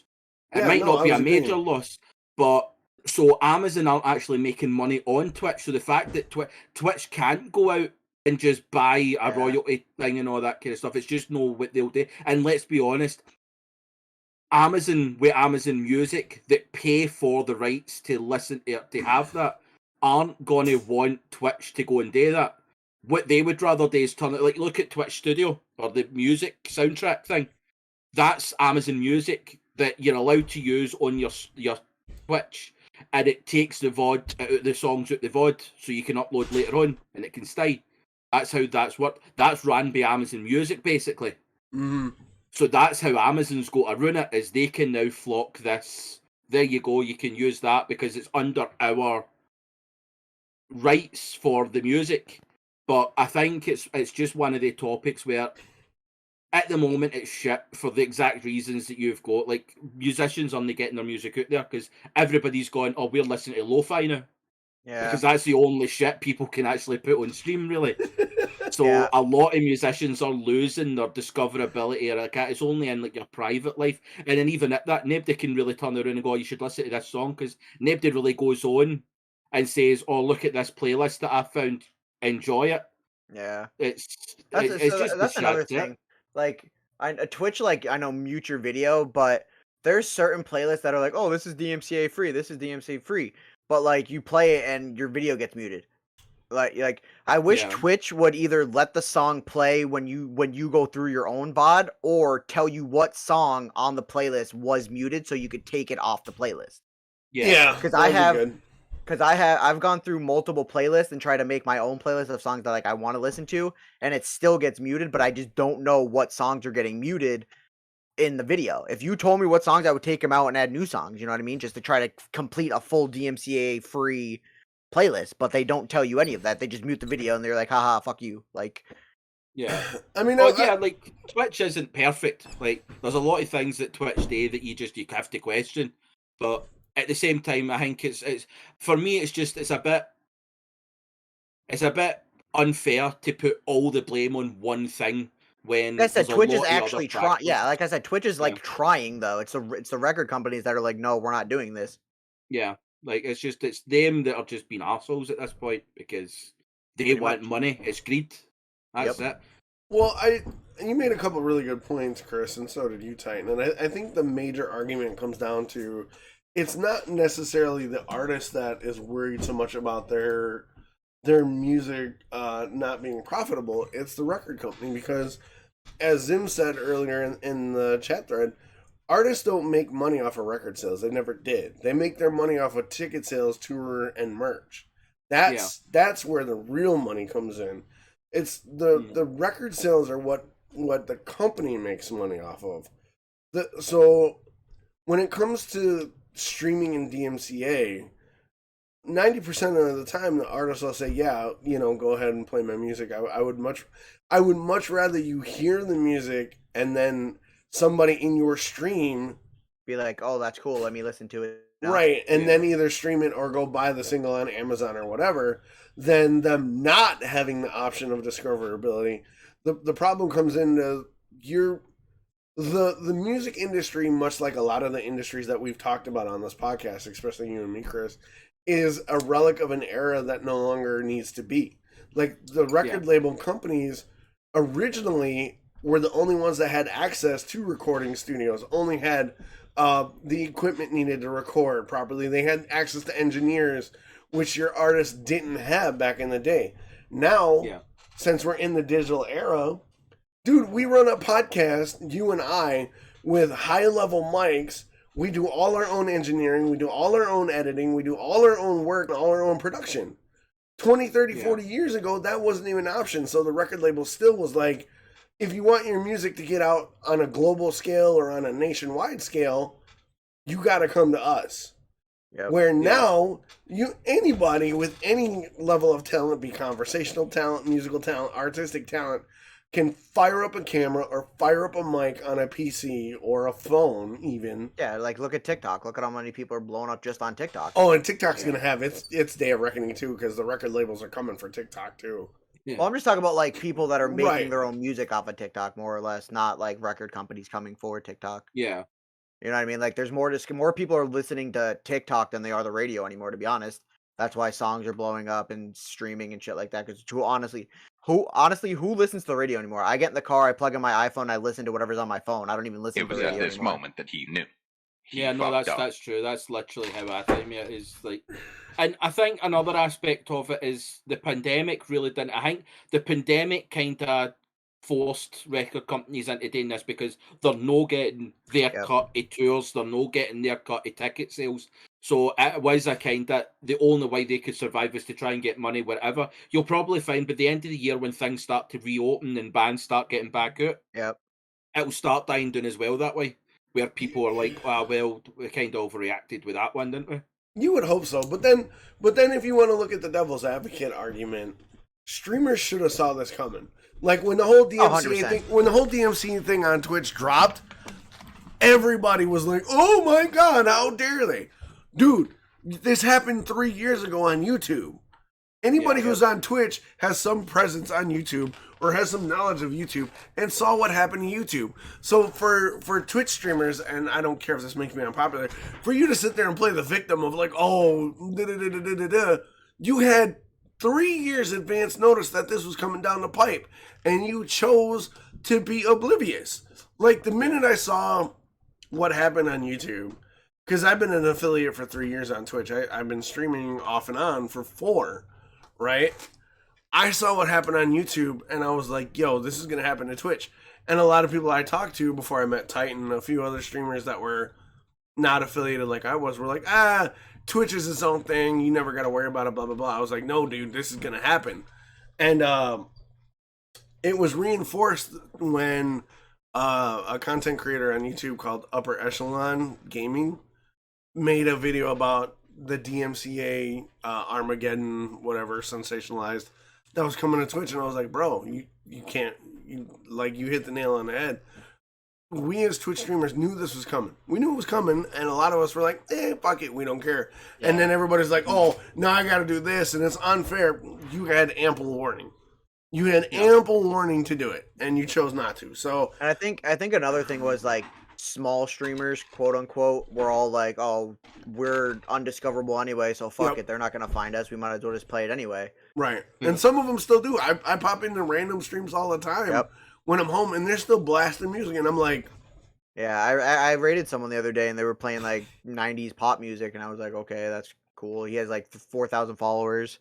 I'm like, you're probably gonna DMCA ban, but that's okay. You do you. Yeah, right. Like every time I do a stream where I've got like, if I'm doing like a just chatting, I play music, but I make sure, like you do, that it says no copyright. And after I'm done, the next day when I go review my analytics, I check that DMCA box. I go into the video production chat of or section of Twitch, and I make sure there's no DMCA marks, because even though I'm as little as I am, I still consider, like, I don't want to give anybody ammunition to get rid of me, because I like doing my job. Like, I like doing this. And that's what I said. Like, I wish Twitch told you what songs were muting your channel, because at that point you could just take it out of the playlist and not have to worry about it. Yeah. And I think that might be a way forward for Twitch, is like, because they're like, oh, we're working on it. They're working on it. But are you though? Or are you just trying to appease the advertisers? Because then you got the whole advertiser issue that happened with Amaranth last week. Yep. Like, they just yanked her advertising. They're like, whoop.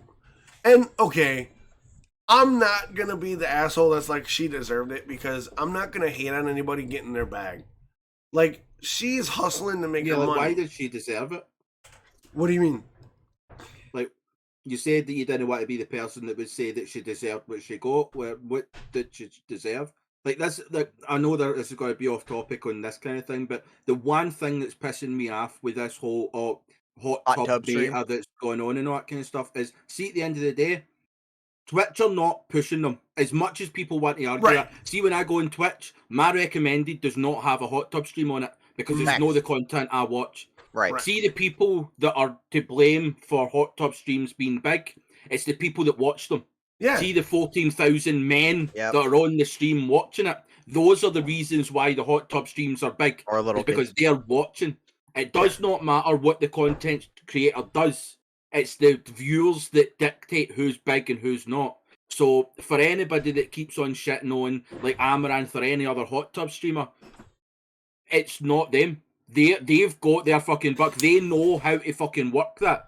Like, they've done their loophole fucking research. They're no breaking the rules.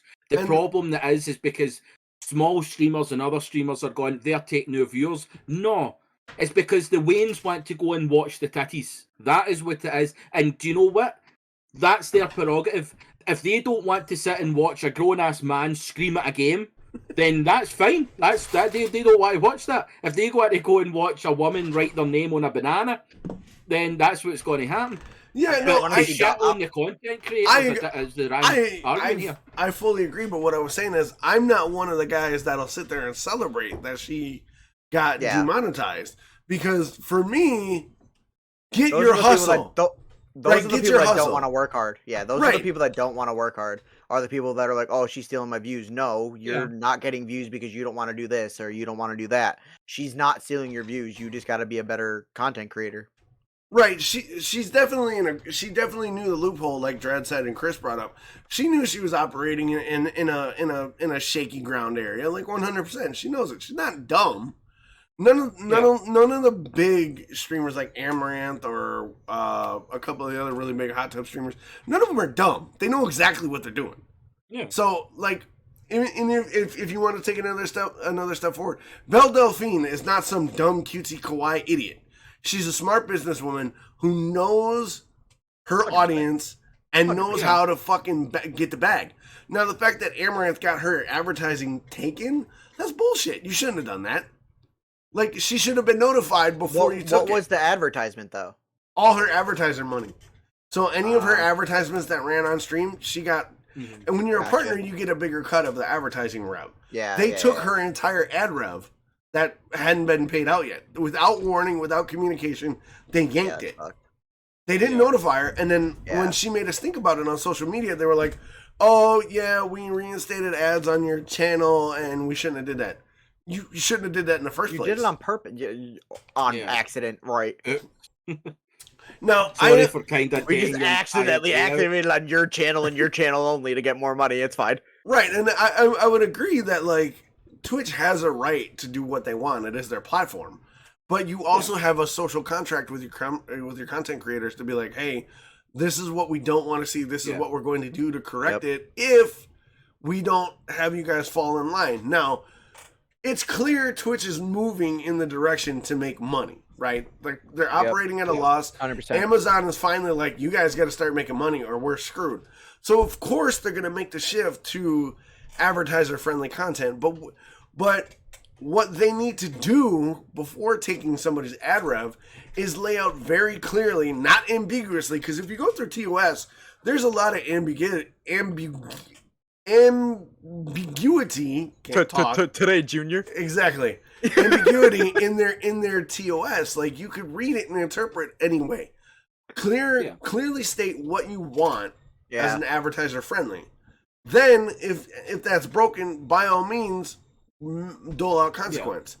But don't do it without letting somebody know and then retroactively go, my bad, we shouldn't have did that. Because then you're the dickhead. You're the asshole. That's like me walking up to one of my kids and being like, here's $5. And like, oh, great. And then, like, when they're asleep, snatch their $5 when they're asleep and be like, when they come ask me where their $5 is, like, oh, you broke terms of service. Huh? Yeah. I think as well as you have to also look at the way that YouTube done it.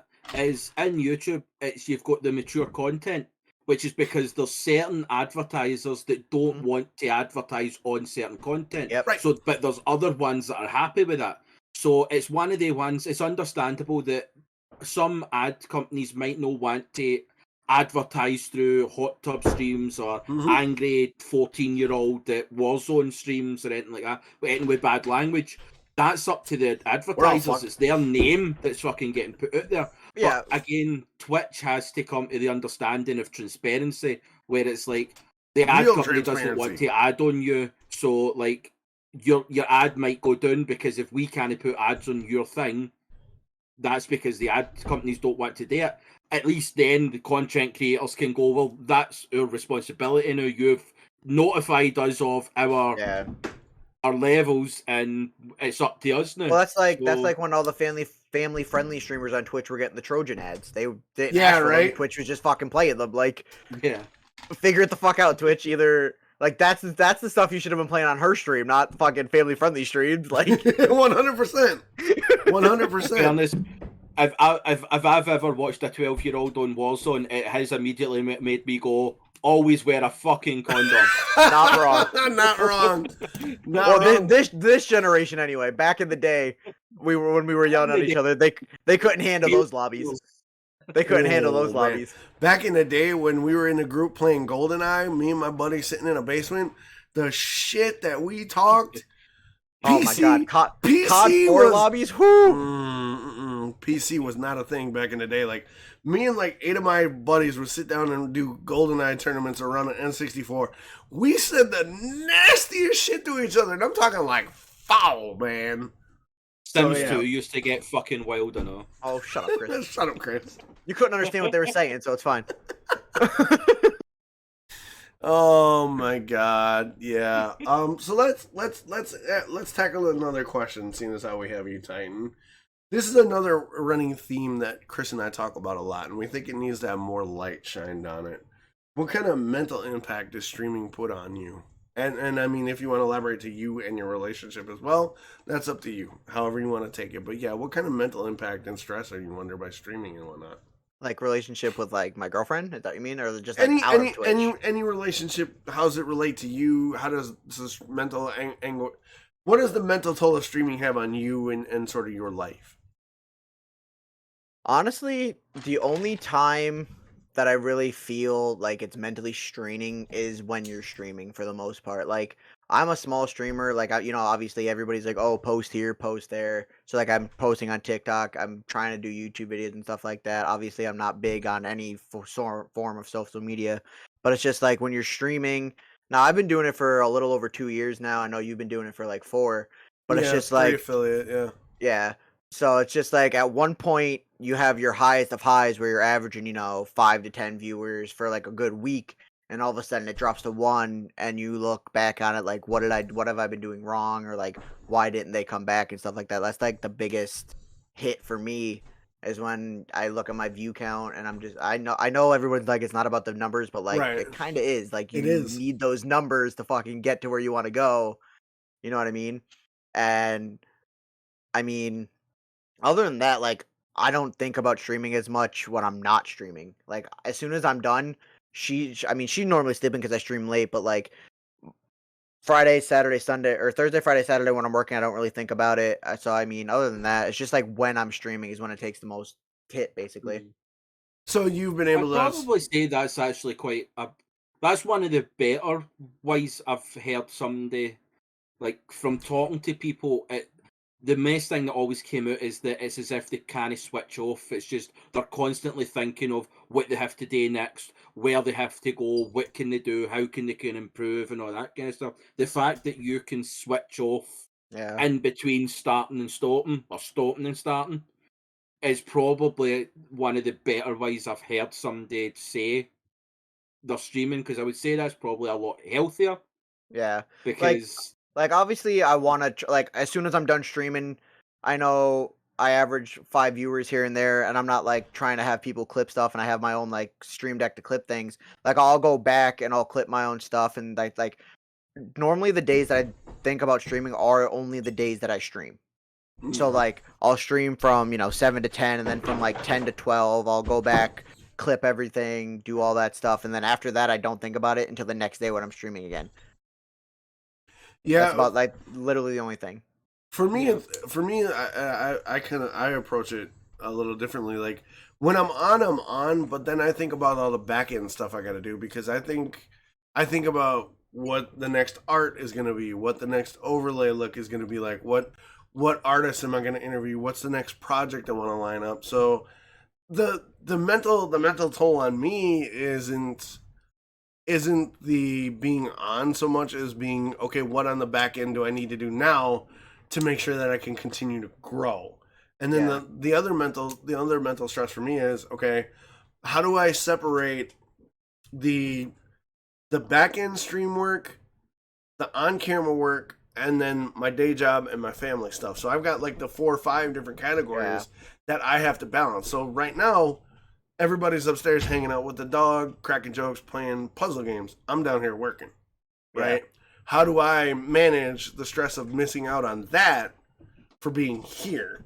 And then the other, on the flip side for me is like when they hear me laughing and cracking jokes down here, are they thinking, well, he's having more fun with them than he does with us?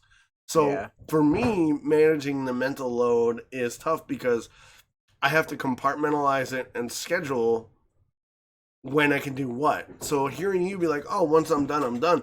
That's a refreshing thing because, dude, I'm always thinking about the next project, the next show, the next piece of art, the next piece of merch, all that. And for Yeah, me, but you also have a lot of things going. Like, you have this, you have your normal stream, you have Dungeon and Dragon, stuff like that. Like, I literally just play, Apex. I'm not trying to grind for an org. I think the time it's the most frustrating for mental health is when you're just starting.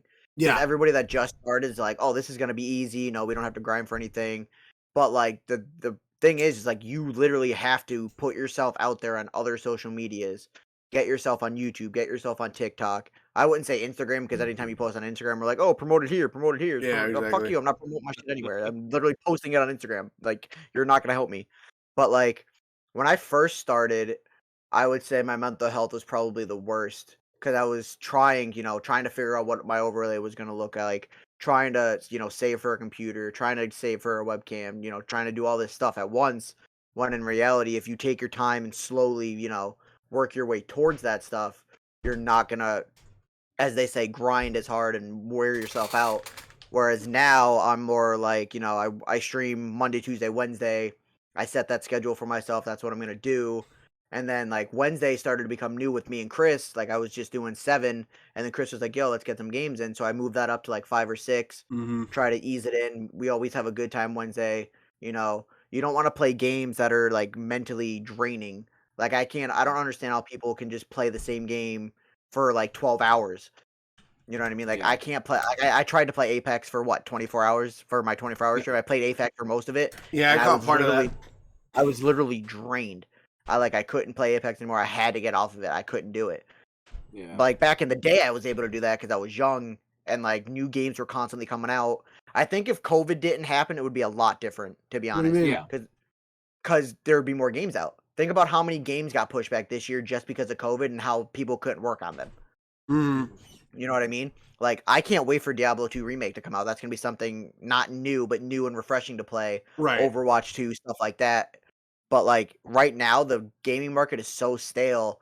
That's another reason I keep going back to Apex, and it keeps, I would I'm not disagree. saying for you. I'm not saying for, like, it's just my perspective Okay. for me, the games I play. You know what I mean? Like, I'm more of a shooter.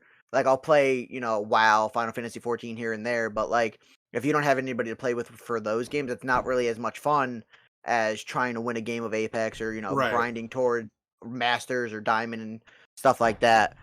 Like I love Assassin's Creed games and stuff like that. Other than that, but like right now for me, I don't really like anything in the market. Yeah, because I can kind of agree with that on the sense of last November the PlayStation 5 came out. Right? Here in November the PlayStation 5 came out. What games did they bring out for the PlayStation 5? Because Nothing. during the pandemic, everybody went, well, do you know what? We'll delay and we'll redo it for the new gen consoles. And you go into like you go into PlayStation 5, like the PSN store, and see every game that they announced. It's all coming out in like August this year. Mm-hmm. Like everything was like you had 2 or 3 games that were. Look at Oddworld. Oddworld got announced last February. Yeah. It got announced, and then it came out in March this year.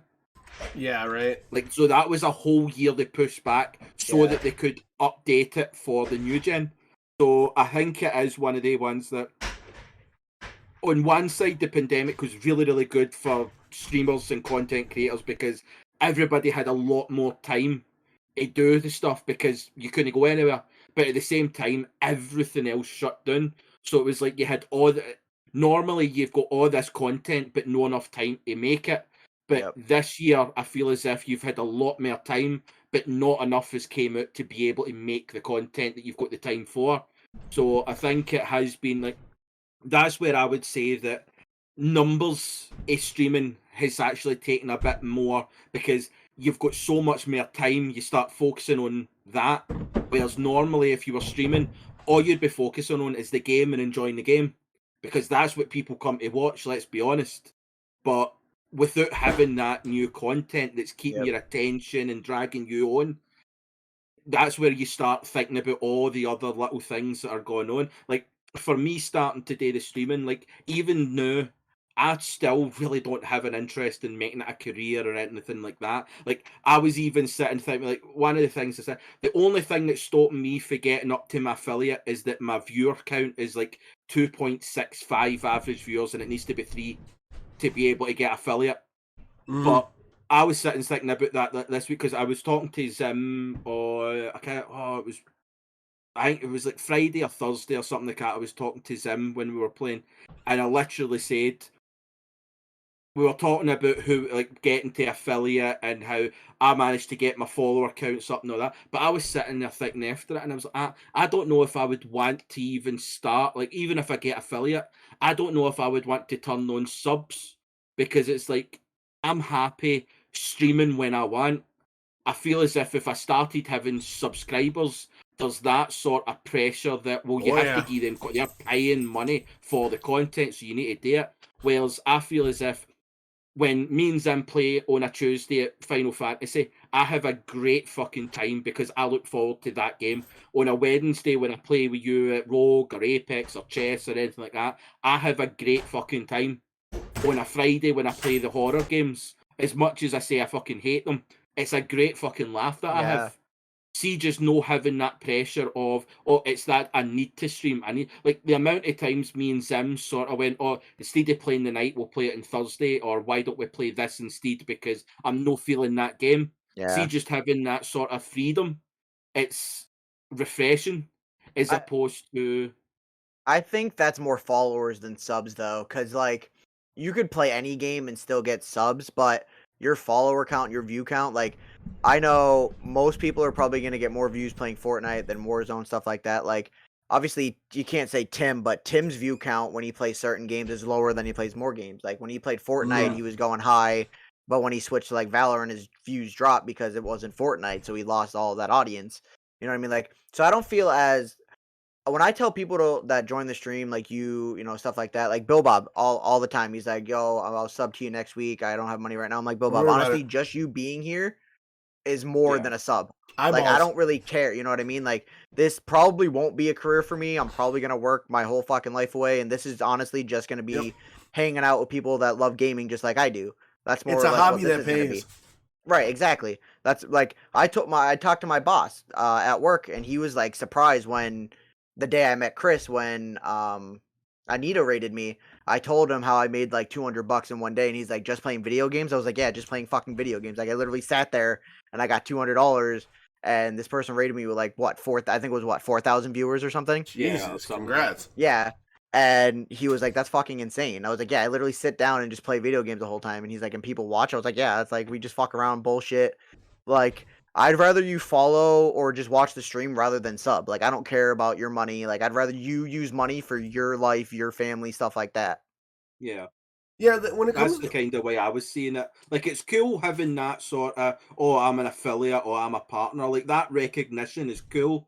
But to be perfectly honest, my favourite part about it is like this. See, just being able to just sit down, have a laugh, and just bullshit about things. Same with playing like paladins and all that kind of stuff.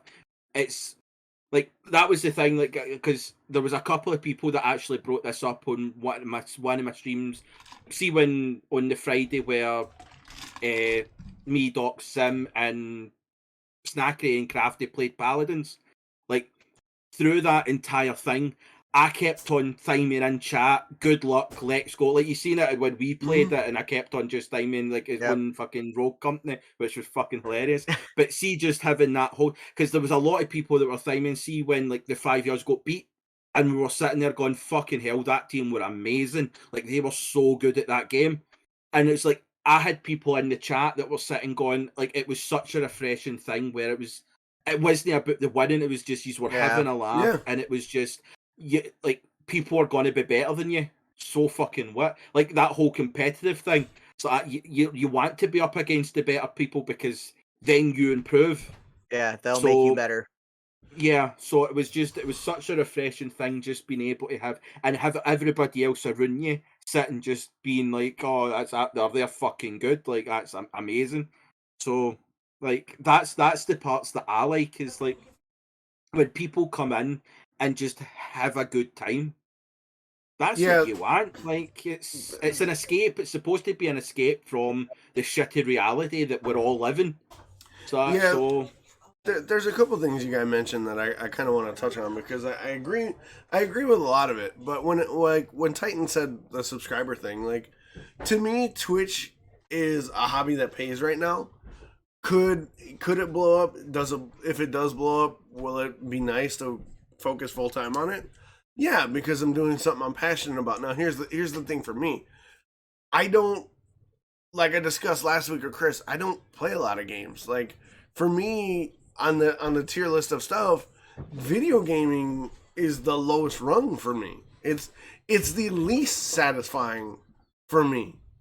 So for somebody like me to stream or to attract followers in a predominantly video game centric sort of platform is really difficult. And a lot of times I get like people will pop by and chat and they'll check it out and they're like, oh, this is different. I'm into this, but I don't know if I'm all in. And I just tell them, hey man, if you come by, you come by. If you don't, you don't. And I too get those, well, I feel bad because I can't subscribe to you because I don't have money. Dude, your eyeballs are more important. Right. The, Right. the Exactly. the more viewers I have concurrently, the higher up in whatever category I am. So that will give me discoverability, and then that will lead to people, following the channel, and if they can afford it, subbing to the channel, because subscribing is almost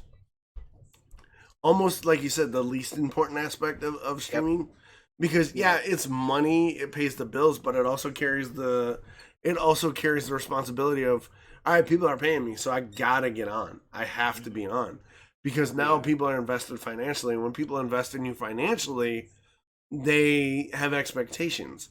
So like if you look at my channel, under the way I set things up, for when you subscribe to my channel, I give you a minimum of 50 hours of content, right? So I give you 10 hours per dollar subscription. Anything over that 50 in that month is extra for you guys. Because 50 is the only thing I can guarantee, because I have a day job, I have kids, I have a dog, I have a girlfriend, I have health issues, I have mental health issues. So when somebody's like, oh, I can't subscribe, that's fine. Lurk. Just put your eyeballs on the channel. Tell somebody about it. That's almost more valuable than actual paying me. But like subscribing, like Zim said, is people who are showing you that they want to support you. They want to invest in you as a creator. And a lot of times, I notice this a lot, because maybe it's because I'm not like a video game streamer primarily. A lot of times people are so scared to branch out into other projects because they are scared they're going to lose their audience.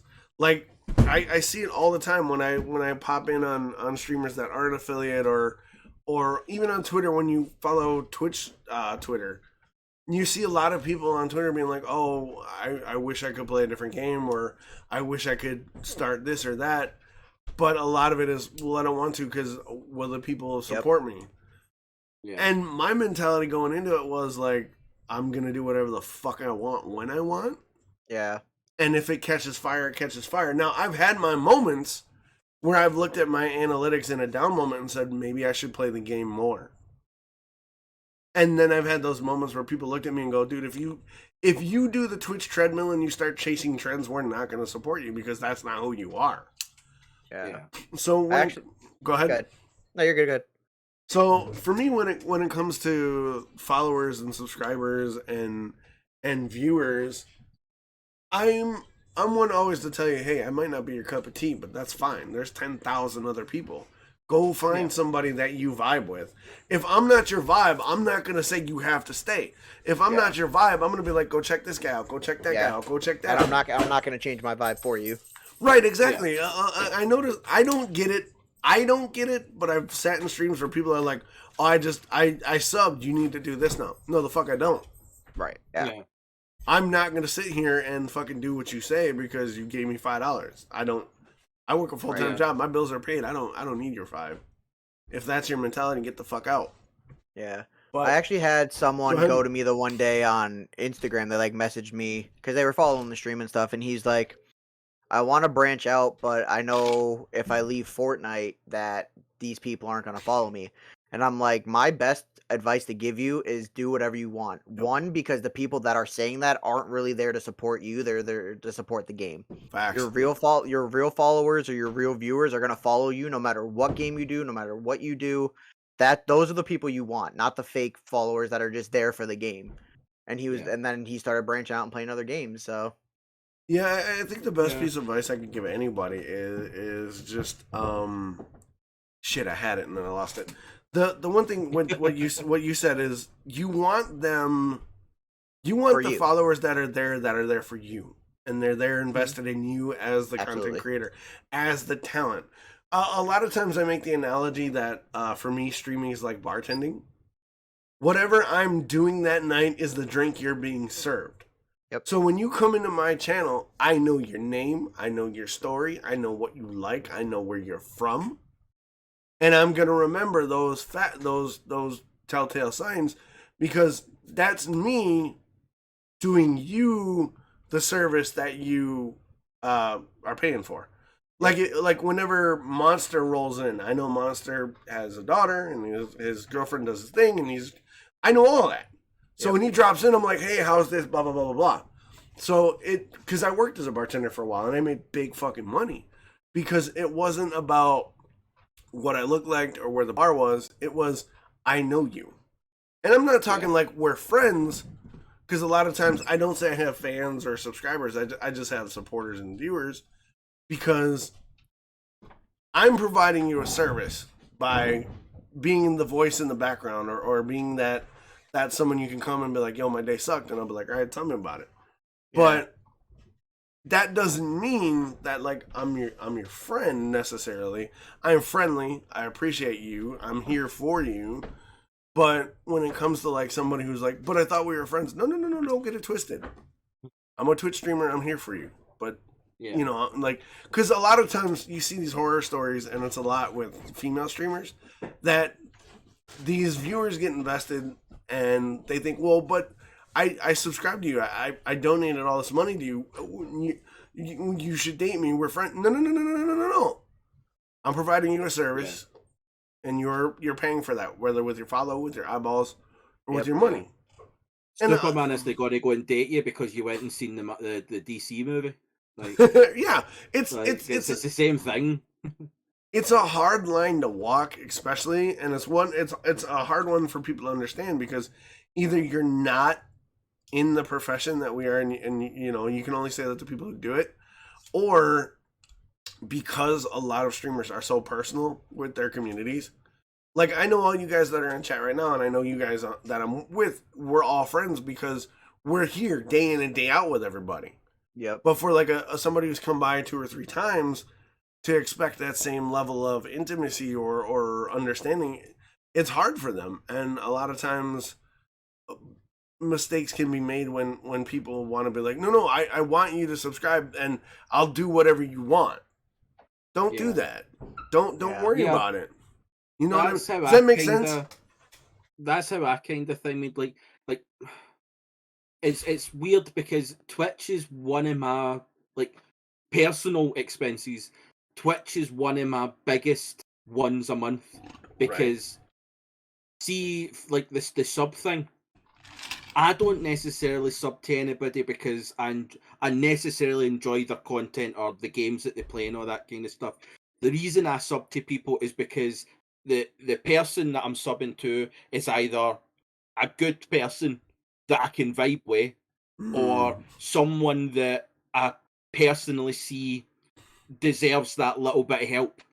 In that sense, like, the way I see it is the likes of like you two. I'm sub to you two. I think I'm sitting with 9 months or something like that on you two guys. Yeah. The amount of times I'm able to get into your streams with just like work or time and all that kind of stuff gets limited, but it is like, I wouldn't turn around and go, oh well, I don't see your streams that much, I'm going to stop paying it, because the way I see it is that £5 a month, like, which is literally all it is, like, for each £5 a month, is that little extra kicker that kind of goes, as much as I'm not here, I want to still see you there, because when I'm up there, I can see you guys having a fucking great time.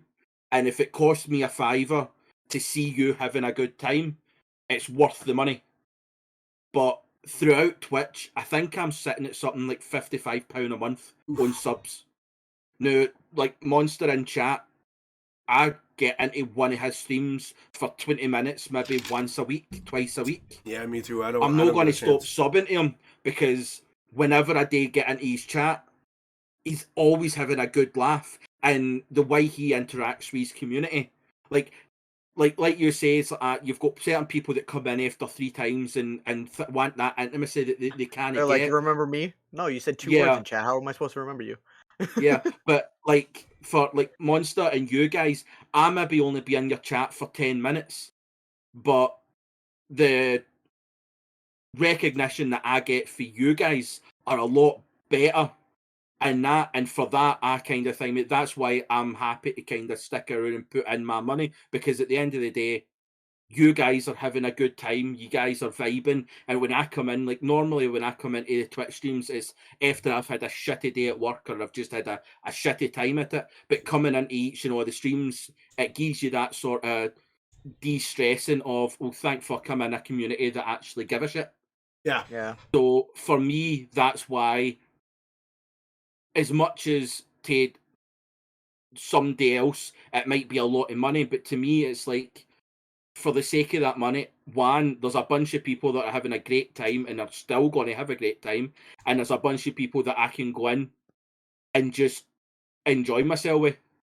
So that's how I see the sub thing, is it's less about helping somebody create the content, but it's more about, I want to see you succeed. Like, I want to see you still doing this because it makes me happy seeing you do the happy things. Like I said to you last week, it had been so long since I'd came into a stream and you were genuinely having a great time. It was just like you were laughing, you were joking, you were just bullshitting with Spartan and that. And it was like such a refreshing take from the kind of yelling at random people because they weren't good at the game, even though they were beating you. They weren't good at the game. Shut up, Chris. But like, I understand, like that's just the game or lifestyle.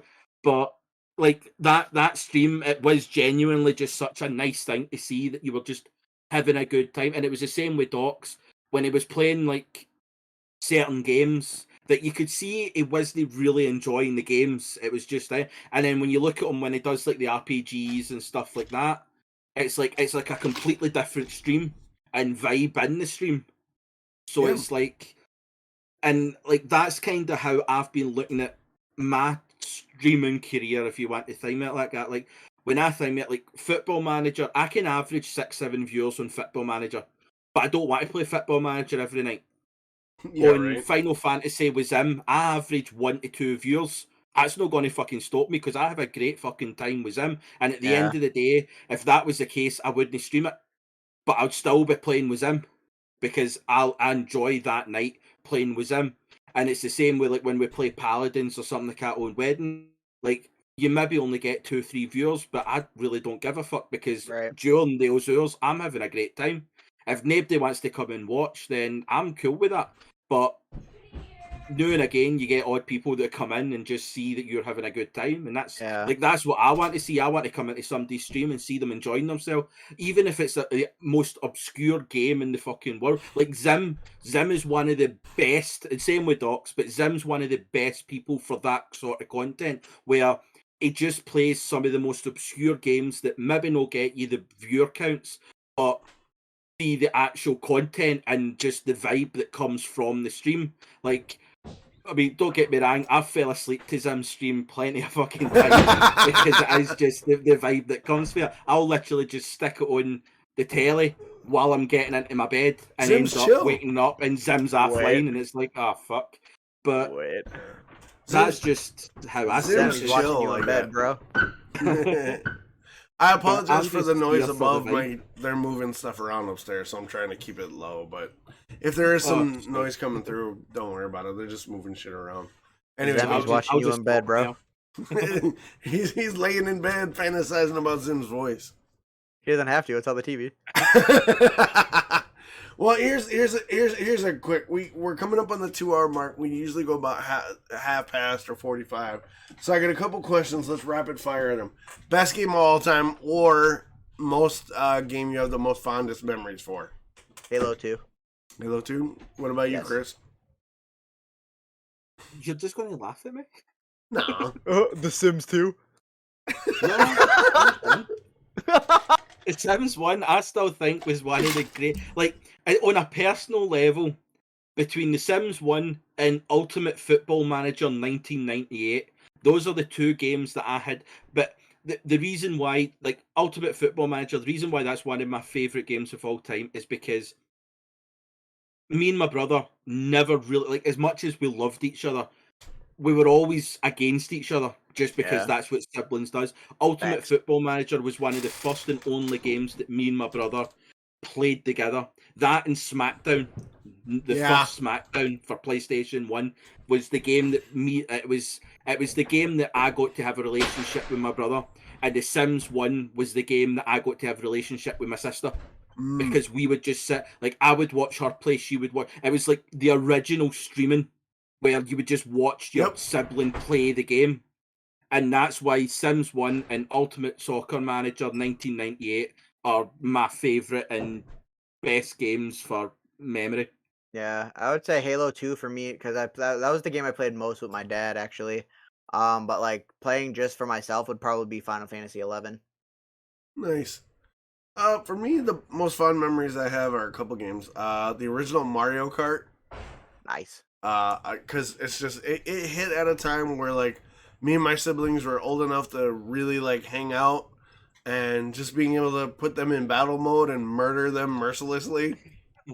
That was a good one. And then another really good one for me was the original Bard's Tale on the PC way back in the day, because it was the first game that I had really felt invested in a character, because you got to make your own character. You got to progress through this epic storyline of crawling through these dungeons, saving a kingdom, and it was your character. You designed it, you named it, and it didn't come with a mini map. It didn't come with any aid. You had to like graph your own maps out. So like the story you could, Jesus Christ, the story you could tell your friend. I was like, dude, I was in a dungeon and I went right and I died, but if I went left, just the ability to have a story that you could be a part of in the original Bard's Tale was something that I'll always remember. And that's way back. I'm talking like the first couple like PC back days. Like, So what? You're like 70, right? Shut up! I'm 42 in July. Kiss my ass. They made that game just after the invention of the wheel. Exactly. Yeah. So, all right. Here's another quick one. If streaming wasn't a job, what would you guys be doing? Working, honestly, probably just doing what I'm doing now. Well, no. Phrase it like your dream job. If streaming wasn't an option for like your dream job, what's the dream job? Why would you dream about job? Shut up! You know what I mean, Chris. Fine. Your ideal profession. If streaming's not an option, with lots of money. Lottery win. Honestly, I don't know. You don't know? That's fair. To be honest, I'm kind of already in my dream job. Logistics? See, driving, logistics, being able to drive up and down the country with the freedom of... like, because that's one of the reasons why I'm so content with myself and the alone time, is because I can literally be on the road for 18 hours by myself with an audio book or music. Like, I just see just having that freedom alone up and down the country, seeing the views, seeing the people, just like that to me, like I'm in a dream job. I mean, it's the other aspects of the job that's shit, but like the actual driving and just traveling, that's what I'd be. I'd do this. Like I'm doing what I want. I think if I had to pick, and I actually went to college for it, I'd probably pick game design, to be honest. So that way I still had some connection to gaming. Yeah, that's a great thing. Like, I think that would be cool. See, being like having that. You know what I mean? Like being a gamer and being behind the scenes at the same time. You know, you have a better aspect of what gamers would like. Yeah. Like, I think that would be... as much as I don't think it would be my dream kind of thing, like, it would be pretty cool, see, having that input on things that bring so many millions of people happiness.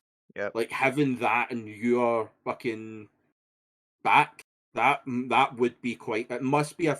like, I know it's like a underappreciated job. Yeah. Like, know a lot of people really care. It's like anime and animation. Animators can spend 10 years of their life fucking making one movie. Yeah. And they don't get the recognition by the hard work that went into it, because all everybody sees is the hour and a half that came from it. So I think it's such an underappreciated role in the world. But it must be, like, personally, maybe not having that recognition, but knowing yourself that you fucking gave those people that sort of happiness in their life must be fulfilling in itself. Like, it has to be. Like, absolutely, I agree. Yeah. What about you, Doc? For me, it's kind of tricky because as a kid, there were jobs I really wanted to do because of the way Space Cowboy. No, God, no. Growing up the way I did, like, I kind of grew up really poor and my mom worked a lot. So I kind of like, I kind of had those wish fulfillment career ideas. Like, I wanted to be a professional athlete at one point because, like, I love sports. I still do. So a professional athlete was a big one for me. But then I got a little older, and then I wanted to be a marine biologist because I love animals and I love the ocean. Yeah. Like, I'm obsessed. I'm as obsessed with the ocean as Chris is space. Like, come on. Like, I love the whole unknown of the oceans. Like, I want to know what's down there. But then on the flip side, I don't, because I got an overactive imagination, and I'm like, something's gonna kill me out of the dark.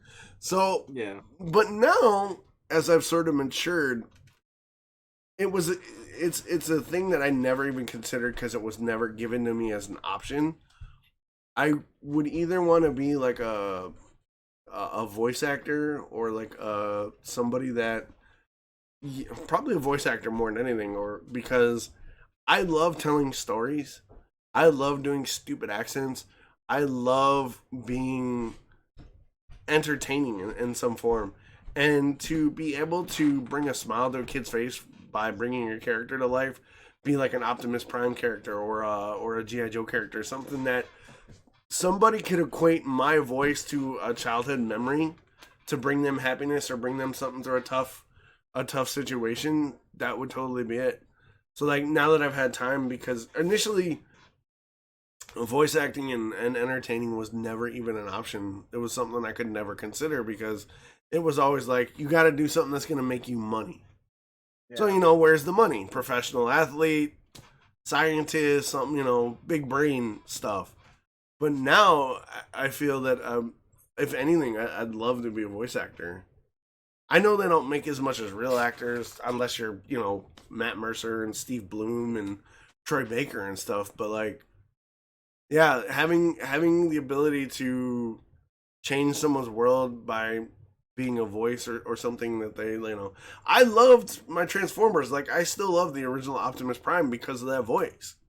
Like, even now I can hear Peter Cullen's voice in my head. Like, when I'm, when I think back about it, there's such an indelible connection to that voice and that character to be able to articulate something or be able to touch somebody on that level would just, it'd be my ultimate, which is why I like doing RPGs and the voice acting stuff that I do now. Mm-hmm. Because it allows me to create a character that maybe somewhere somebody hears it and goes, yo, that was dope. Or that thing that Doc's pulled off as that character. Or like when I do voice work for Monster or Professor for Silver, I've gotten a lot of people coming and going, dude, you're Bones? You're Marvin? That is such a gratifying thing. And it's not even gratifying from an ego perspective. It's just that I've had a couple people say, yo, I was having a shit day. I tuned into Silverstream, and then Bones said something, and I laughed my ass off because what Bones said to Silver, and then Silver played off Bones, it made my night. And that right there is, like, it's amazing to me. So, yeah, being a voice actor would be, like, the tops. Just being able to change somebody's view just off of my voice would be ideal for me. Now, 10 years time, Titan, you make the game. Doc's voices it. I'll ship it. There it is. Logistical. Figure it the fuck out. There it is. All right, let's do one more before we jump into the happy endings because we're coming up on that time. Let's see. I don't want to bring it down, but do you have any regrets about starting Twitch? Either of you? No, I've met so many. Sound alerts and Bill Bob. Oh, that's your fault. That's your fault for putting yeah, you brought that on yourself. You did that to yourself. Honestly, no. I've met so many awesome people through streaming. I honestly don't regret anything. Yeah. What about you, Chris? Besides the cheekiness that you just said. To be honest, I'd probably have to say, like, as much as you can shit on Twitch, if it wasn't for me one evening having a depressive mood, stumbling onto YouTube, finding a certain streamer, then going onto Twitch to watch said streamer that then raided another streamer, I wouldn't have met any. Facts. So genuinely, Twitch and streaming has actually gave me like a whole new aspect to A my whole life. new So like, world. I can't have any regrets on it. Like, plus you don't have any regrets; you have lessons. Facts. Me personally, nah, I don't. I mean, it's for me with the way I approach it. Sometimes there's long hours and there's deadlines with editing the podcast and trying to get art approvals and designing overlays to kind of keep things fresh and designing new sound alerts for people to play with. That's all been learning experiences for me. That's all allowed me to chase things that I don't or wouldn't have the ability to learn or chase before. And the big one for me is like Chris and Titan said, man, like I've met so many interesting and cool people, not just streamers, but like some of the viewers that come in. Like I have viewers from the Netherlands that come in regularly and talk to me constantly. I have a viewer from Singapore who always pops in, and I'm always asking him how Singapore. Cool. Yeah, Kai's really dope, and Kai is challenged. He has some challenges that he has to work for it, and he's like, dude, I come in your stream and you make me laugh, and you like say hi and ask me how my day is. It's just the connections I've been able to make are well worth whatever negative feelings I would have towards it. You know what I mean? Absolutely. So it's about that time where we roll into what we call the happy endings. Now, for those of you that are new or just tuning in on all major podcast platforms, look how smooth that was. We do the happy ending. And what that is we highlight stories from around the world that leave a positive spin, maybe brighten your day a little bit, maybe inform you about some stuff you might not have known about. Now, Titan, do you have a happy ending story or no? Yeah, you guys got this. All right, cool. Chris, I went first last week, so we will jump into yours first. You introduce it while I get the links and shit, brother. Yeah, well, it's called A Victory for Our Planet. Basically, what's happened is, I think it was maybe episode 5 or 6. You mentioned about BP getting, or was it BP that got shit on in the courts? Yes, BP. Yeah, it was BP. Yeah. Well, basically, what's happened is over in Holland, Shell has been shit on by the courts. Basically, what happened is all these companies have been told that they have to start, like, they've all came out with their initiatives that by 2030 they're going to have cut their emissions by X amount, and by 2050 they're going to be like a complete clean company that's gone and all that kind of stuff. But the Shell turned around and said, like, earlier this year, that what they wanted to do was cut emissions by 20% by 2030. And then have when I'll get the word for it because I want to actually think it. Where is it? Aye, becoming carbon neutral by 2050. Yeah. So it means basically becoming like a clean energy company. But the Dutch courts have basically said that what they have to do is cut or reduce their emissions by 45% by 2030. So basically, like, your 20%, shove it, double that bitch.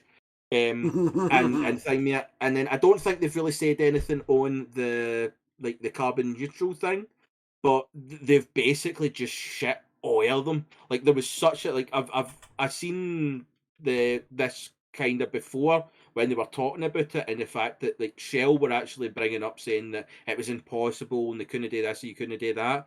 And then when they were actually, there was another story that I haven't actually linked, but when they were thinking about in the courts, basically Shell kind of won the court for the court, because Shell tried to argue that it was impossible, they couldn't cut by that and they couldn't cut. So they shared all this evidence to prove it. And it basically just proved that they could cut it by 45% by 2030. So the courts went, oh, well, Thanks. that's your number. Thanks, assholes. You did the work for us, asshole. Yeah. So that's what the thing is. So, like, that's what it says. The court ruled that the corporation wasn't moving fast enough and ordered the energy firm to go further. So they've basically, it's been dubbed as a monumental victory for the planet and a big leap towards a livable future. Because these are the companies, like you said, like BP, with the emissions that were coming out. Same, it was a similar scandal to the Volkswagen, Yep. where they were saying that their cars were only emitting X amount, and then it turned out it was doubled that. They were just being scummy bastards. So basically, Shell, like you have seen, Shell have tried to make big moves. Like they've got like the less fucking unleaded petrol and shit and the diesel, and then they've started and putting in like electric standpoints Yeah. in each of their gas stations and that. So, but it's just another step where the courts have like it's one of the ones, like it's another conglomerate that was normally protected by the government that the courts have went, actually no, go fuck yourself. It's another win of people are actually taking the fucking environment serious now. And like, what more do you want? What more do you want than an overpaid rich company being told to give back money? Like, it's a Yeah. win for everybody. We get to live cleaner Big and longer facts. lives, and they get less money. True. That means soon your fuel in your car will be cheaper. Hopefully. So So there we go. Fucking What- great story. what do you think of that, Titan? The whole carbon neutral and stuff. I mean, gas out here is fucking outrageous right now. So Oh yeah.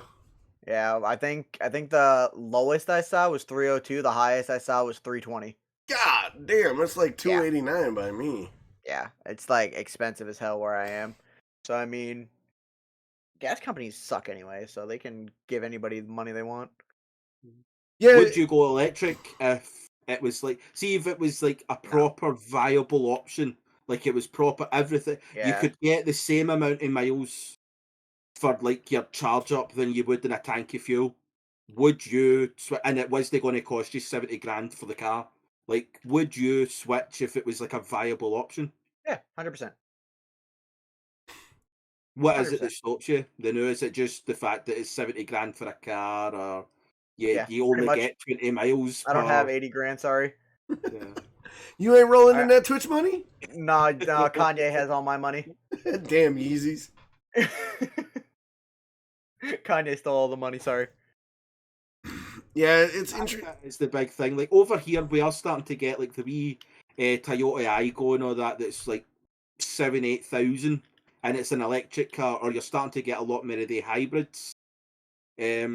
But I think it's still one of the ones. As much as like a hybrid still uses fuel, so like it's no fully electric. But I think what the problem is the electric cars, you are only still getting like 200 miles, and then you're like, but then I need to charge it for 8 hours. Yeah, So- I think you hit the nail on the head with the limiting factors of electric cars. Is one, they're financially prohibitive right now to get a one that can do the things that an internal combustion engine can do, like performance wise, range, things like that. A cost to buy one that's decent is really difficult.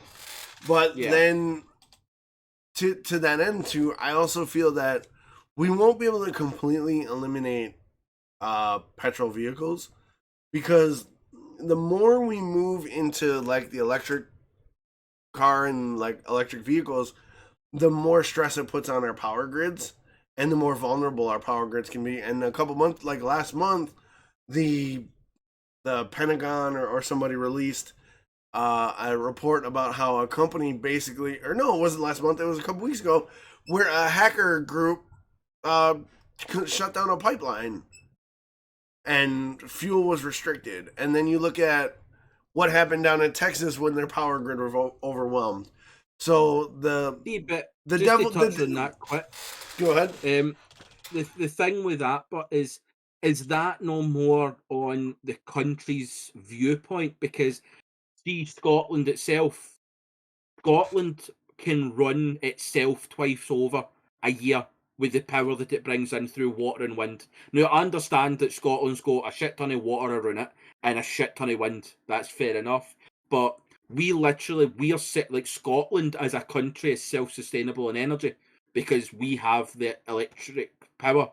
Like, we literally like sell our electricity to surrounding countries. It's the same with France. Small. France literally actually ship energy to England through ADM, which is it's a French company. It's like could it be that up until now, the USA as a whole still hasn't got on board of oil is not the way, and to start, because you do often hear that when you think that like Well, America's renewable green, energy in so America, it's like, no, wind power is the devil, and they're going to put fucking turbines. tracking devices into their water source to monitor where you are when they're trying to make water energy. Like That's just that's all nuts. you ever really hear. And when you're here in other countries, like I know Scotland's small, but Scotland can still be self-sustainable. Yeah. In the grand scheme of things, America has a lot of fucking ocean around it as well. Yeah, but I think Not the wrong. point. I think the point I was making more is as we move more and more to an electric based locomotion system through vehicles and whatnot, we have to address the reality that cyber terrorism and being able to shut down a power grid via online sources is a reality that I don't think we're ready to confront yet because the infrastructure is behind. Granted, I would love to make the move to electric cars if one, they were affordable and they performed to the level that most gas vehicles do 100%. Like all day, sign me up. Yep, But there are very real infrastructure risks that are posed that we have to address before we can just be like, oh, well, get rid of all the cars. Because if, God's forbid, something happens and a ne'er-do-well does hijack a power grid, you then basically grind the country to a halt in some aspects, don't you?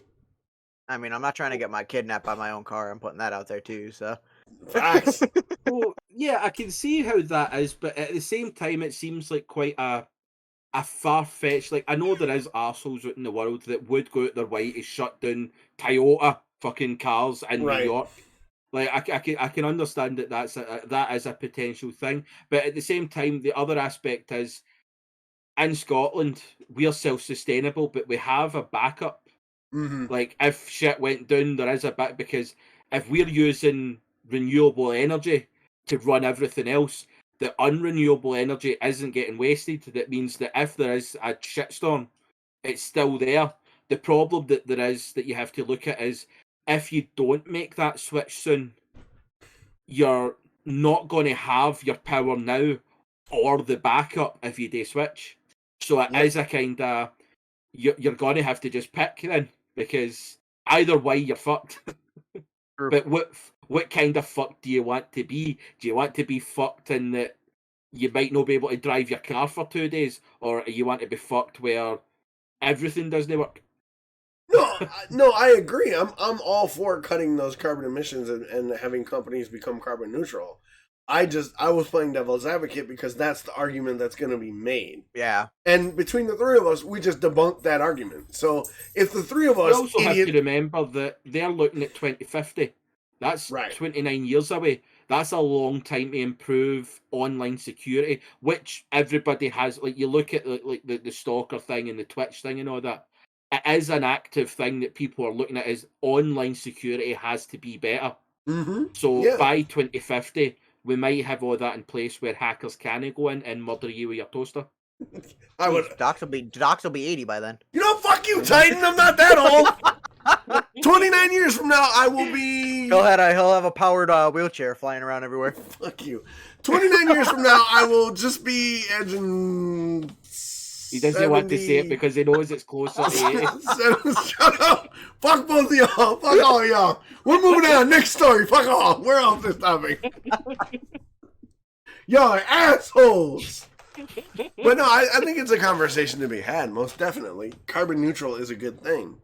But carbon neutral without proper infrastructure and safety is just as bad as we are now. So, Yeah, and America's not good with safety or infrastructure. So fuck yeah, we're the worst.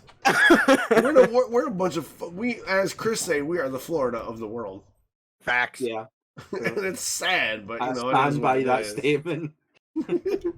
So, Like, come at me, I'll fucking fight. well, my buddy Rev might fight you because he loves Florida. You can love Florida all you want, but it doesn't mean that the rest of us have to. Facts.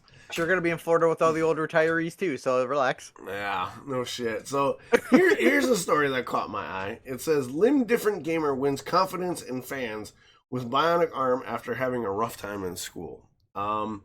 This story came across and caught my interest because one, we were having Titan on and it was a gamer story, and two, I'm limb different. So basically, what limb different means is somebody who does not have your typical limb. What? What? Hey Chris, you see that? Right there. Double mids, okay? Go fuck yourself. So anybody who has an Ultimate Titan's over there dying. Anybody who has You didn't hear what he said. I know, I completely missed it because I was trying to introduce a topic like a professional, Chris. Remember that, okay? Anyway, it says a gamer, as a youngster, bullied because they were born without a hand, finally feels their disability isn't a hindrance. Now, one, I will take umbrage with that statement because if you feel your disability is a hindrance, you definitely weren't raised like I was because I have disabilities and they aren't hindrances. But I'm not going to argue with that.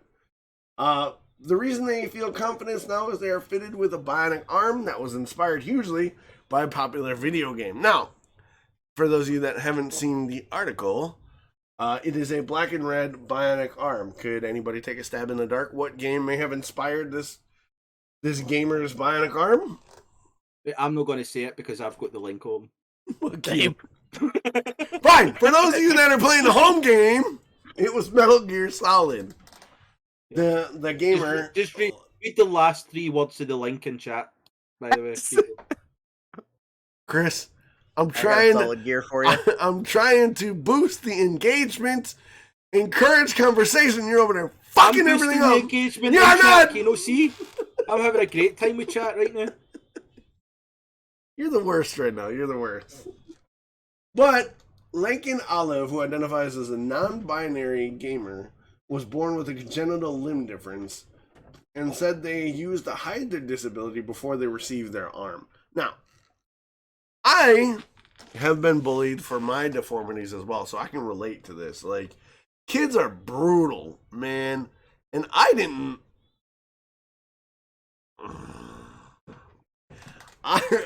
feel I had to hide anything, but I could see why this person would. Yeah. But now that they've been equipped with an arm that they, can be, that they feel makes them complete or gives them confidence, that's a good thing, right? Definitely. Like anything that can bestow confidence in you in your life. Is it metal or is it plastic? Well, not like plastic, but you know what I mean. It looks to be like a polycarbonate and whatnot. It doesn't look like metal at all from what I've seen. Fuck, it's got like Iron Man. It's got the Iron Man light up and shit. I kind of want to follow this person on Instagram when I get done. That just made me deaf. But yeah, here's the kicker though. This person the video and I got deaf. $11,000 for the bionic arm though. That's a hefty chunk of change right there. Free on the NHS. Well, yeah, it covers their whole arm though, I think. Yeah, it goes pretty much like right here, just past the elbow. It looks like. Yeah, that's not bad. It's filled with the tech behind it is really interesting too, because as I read through it, it says that where is it? I read the article before. Now you guys got me off my game with your little fucking persnickety comments. Little fucking. Shut up! I don't know what you're talking about. I don't know what you're talking about. I'm trying to. Okay, it says. You're trying to what? Shut up! I'm trying to read. Trying to tell you how the fucking arm works, you assholes. She said it, man. I think I put a wee bit too much vodka in my. A little bit. You're getting a little. I just apologize. It says the arm is custom built and uses myoelectric servos to read electric outputs of the muscles that can be converted into bionic hand movements. Which this isn't a technology that we haven't talked about or haven't seen before. The fact that they have a sensor that can read the electrical output of a muscle and then translate those electrical output through complex computing into semi-natural movements is really cool. And Yeah. the gamer, and I'm trying to be like specific because they identify a certain way so I don't get murdered. They said that it was inspired by Venom Snake. Now, I've been playing Metal Gear Solid in like 20 years, I feel so like this is more Full Metal Alchemist than Metal Gear Solid. yeah, that like when I read the referencing Venom Snake, I didn't think that. I thought Iron Man with the way it was designed. Yeah. But I mean, inspiration is one thing, but the fact that like this person got an arm, and I don't know if it was donated or they purchased it by the company. I'm trying to see how they got, because 11 grand ain't something you just got lying around for a bionic arm. Like, I feel like probably raised, right? I would think. Yeah, I'd imagine raised, or even the parents might have thymied their insurance or something like that, just as like to give their kid. well, I'm trying to peruse the article fast to try and see where it came from. Um,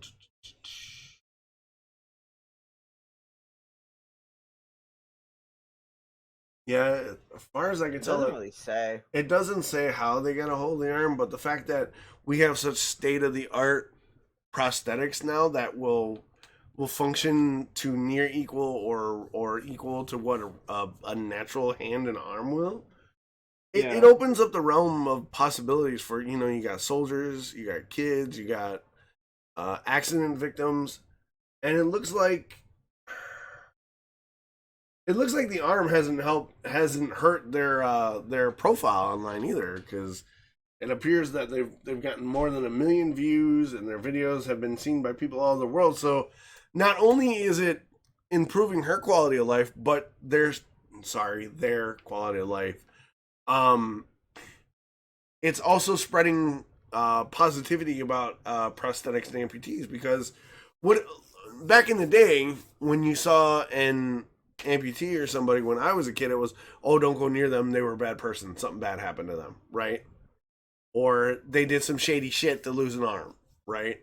Yeah. Now having somebody who's like an influencer of a TikTok generation, who's a gamer, kind of shifting that sort of stigma of, oh, you lost a limb, what happened to you, is also beneficial. I feel, because when I was a kid, we weren't taught to be real understanding towards different. Like, kids were brutal back in the day. Like, they teased everybody. Oh, definitely. Kids were assholes back. Like these kids now are 100% worse than back then, because our parents actually cared about us back then. But like these kids, probably worse than what we were back in the day. Yeah, but so I think somebody like this who can be an ambassador to show that they're different, but that doesn't mean that they need to be pitied or bullied. That just because they're different doesn't mean they can't be successful, or they can't be just as talented as an able limbed or a limb normal person. Yeah, Kind of, 100%. it's kind of intriguing to me. But then that brings up the in the article it says that their disability was a hindrance. I don't like that, because I have missing toes, I have missing fingers, my kids all have special needs through mental health. I've never once was raised or thought of my differences as a hindrance, more as like something that I just needed to learn to cope with. And maybe it's the way the article is written that kind of sets me off, because I don't know if they feel that way, but like, if you feel your disability is a hindrance, then why? You're not accepting of yourself. Yeah. I think that's what I was trying to get, is like, how do you see, how is it a hindrance to you? It's you, right? Yep. I don't know. It's an I think interesting it's article. in that sense, it's more about what society kind of makes you think. You think so? Like when you were talking about earlier on that in some games you're made to feel as if like you're lesser than a gamer because you don't have a certain skin, you don't have a certain gun. Right. I think this is a similar thing in that it's not her person or them personally that believes that, it's that it's sort of instilled upon them. That it's like, as you said, they were bullied like relentlessly. So like it gets to a point where you start kind of going, "Fuck! The only way I'm going to have a decent life is if this was the year, this was Yeah, if the this was thing." different, Yeah. why So can't why wasn't I born with an arm, or why wasn't I born with, all Yeah, that stuff? there's some quotes that says, "I got bullied because of my arm, which led me to have a lack of confidence in myself. I doubted myself and just wanted to fit in with able-bodied people." I don't. I never felt that way. I always felt that I could be as good or better. And I could see when you're being constantly beat down. Bullying is a bitch. They Yeah. go on to say I would wear this cosmetic prosthetic which looked like a hand, and I would wear a jacket over it because of the bullying experience. That to me, I'd have been like, yeah, it's a fake hand. Get the fuck over it. Move on. Yeah. You know, mhm. You just gotta be more confident in yourself, even though you're being bullied.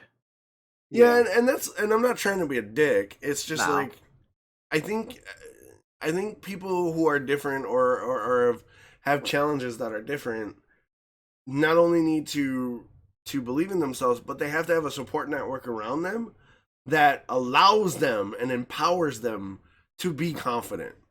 And Yeah. now that she has 100%. they I keep fucking it up and I apologize. They have the bionic arm, they feel finally where they do have that they're over that mental hurdle of having to hide it. They can be proud of it. It looks cool.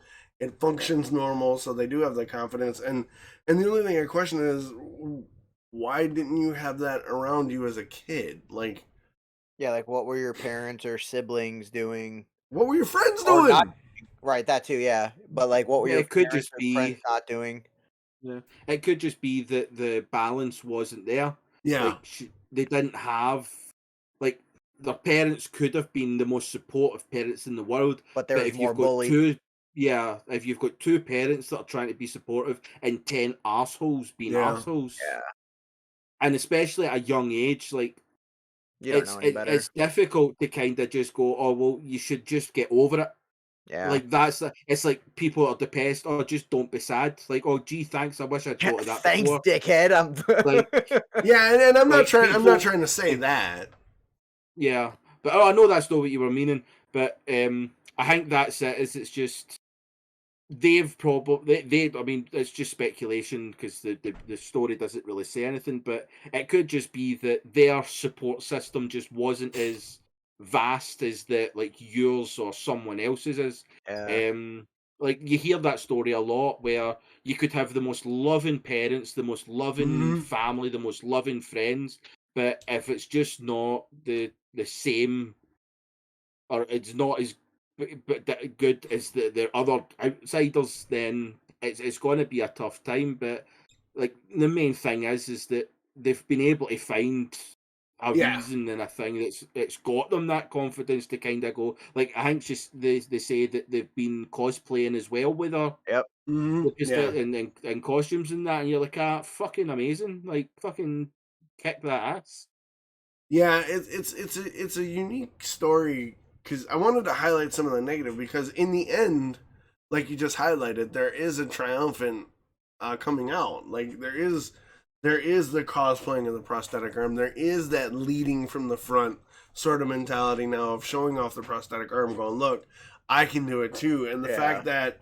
the fact that our tech is so advanced now to be able to produce that to produce something that is functional and cool, I'm all for it, and I think there should be Mhm. more of this, like 100%. more Yeah, prosthetic research, because one of the most debilitating things you can do is take away somebody's agency and their ability to care for themselves.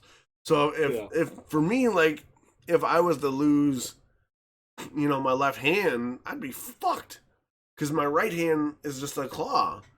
But now, if I were to lose my left hand, I'd be like, all right, well, let's strap a prosthetic to this bitch and let's go, because the tech yeah, is there enough where you can Yeah. do that, and that's amazing, and that's why I wanted to highlight it. And the fact that this person's a gamer and a cosplayer is like, yeah, let's go, I'm all in, and it's yeah. really cool, and I think it's interesting that stories like this are not robodoxia, right? I think stories like this, it took me a while to kind of bounce around. But when I found it, I thought it was cool because it hits because I am limb different. And I do know the struggle that they had of bullying and whatnot. But I wasn't different enough to require a prosthetic.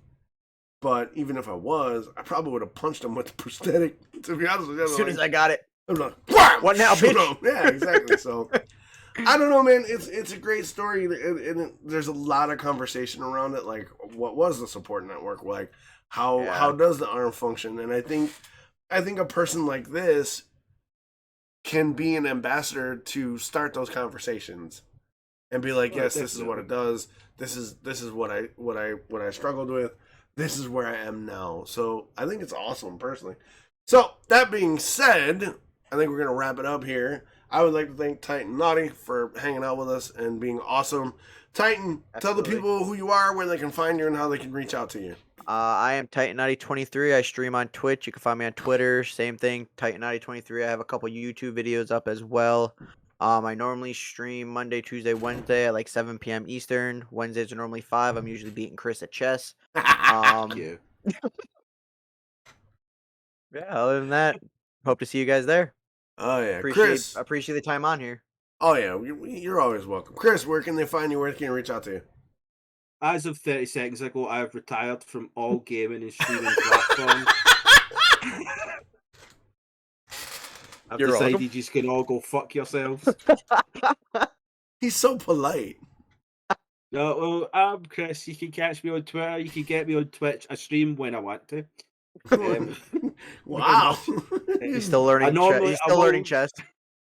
I'll normally tweet out to say that I'm going to be going online at a certain time, and then if you add normally between 2 and 4 hours onto that time, that's when I'll go online. Just late to the party. I mean, you get me here. Tuesdays I play with Zim at Final Fantasy. Fridays I'm on horrors, and Wednesdays I'm on getting my ass kicked at chess. Apparently, Bad bitch Tuesdays. So I still have the VOD, Chris. If you want me to pull it up. Nah, I'm good. I'm gonna have to go watch that VOD now. I'm gonna have to go watch that VOD for shits and giggles. Well said, boys. Well said. I, as always, am Dox Ryan. You can find me at Twitch on Dox Ryan, at YouTube Dox Ryan. You can follow me on Twitter. You know, the branding's all the same because branding. Yeah, we don't like that. We don't like to complicate things. Yeah, right. Keep it simple. Keep it simple, stupid. Like I said, boys, great show. Titan, amazing conversation as always. Good spending time with you. I don't get a lot of chance to drop in on you because you and I are usually streaming about the same time. But whenever I get a chance, I always have a good time talking with you, man. Thank you for coming on, Chris. You can go fuck yourself. I agree. Okay. Say goodbye, boys. We're gonna wrap it up. Later, everyone. We'll see you guys next week. We appreciate you having you. Later.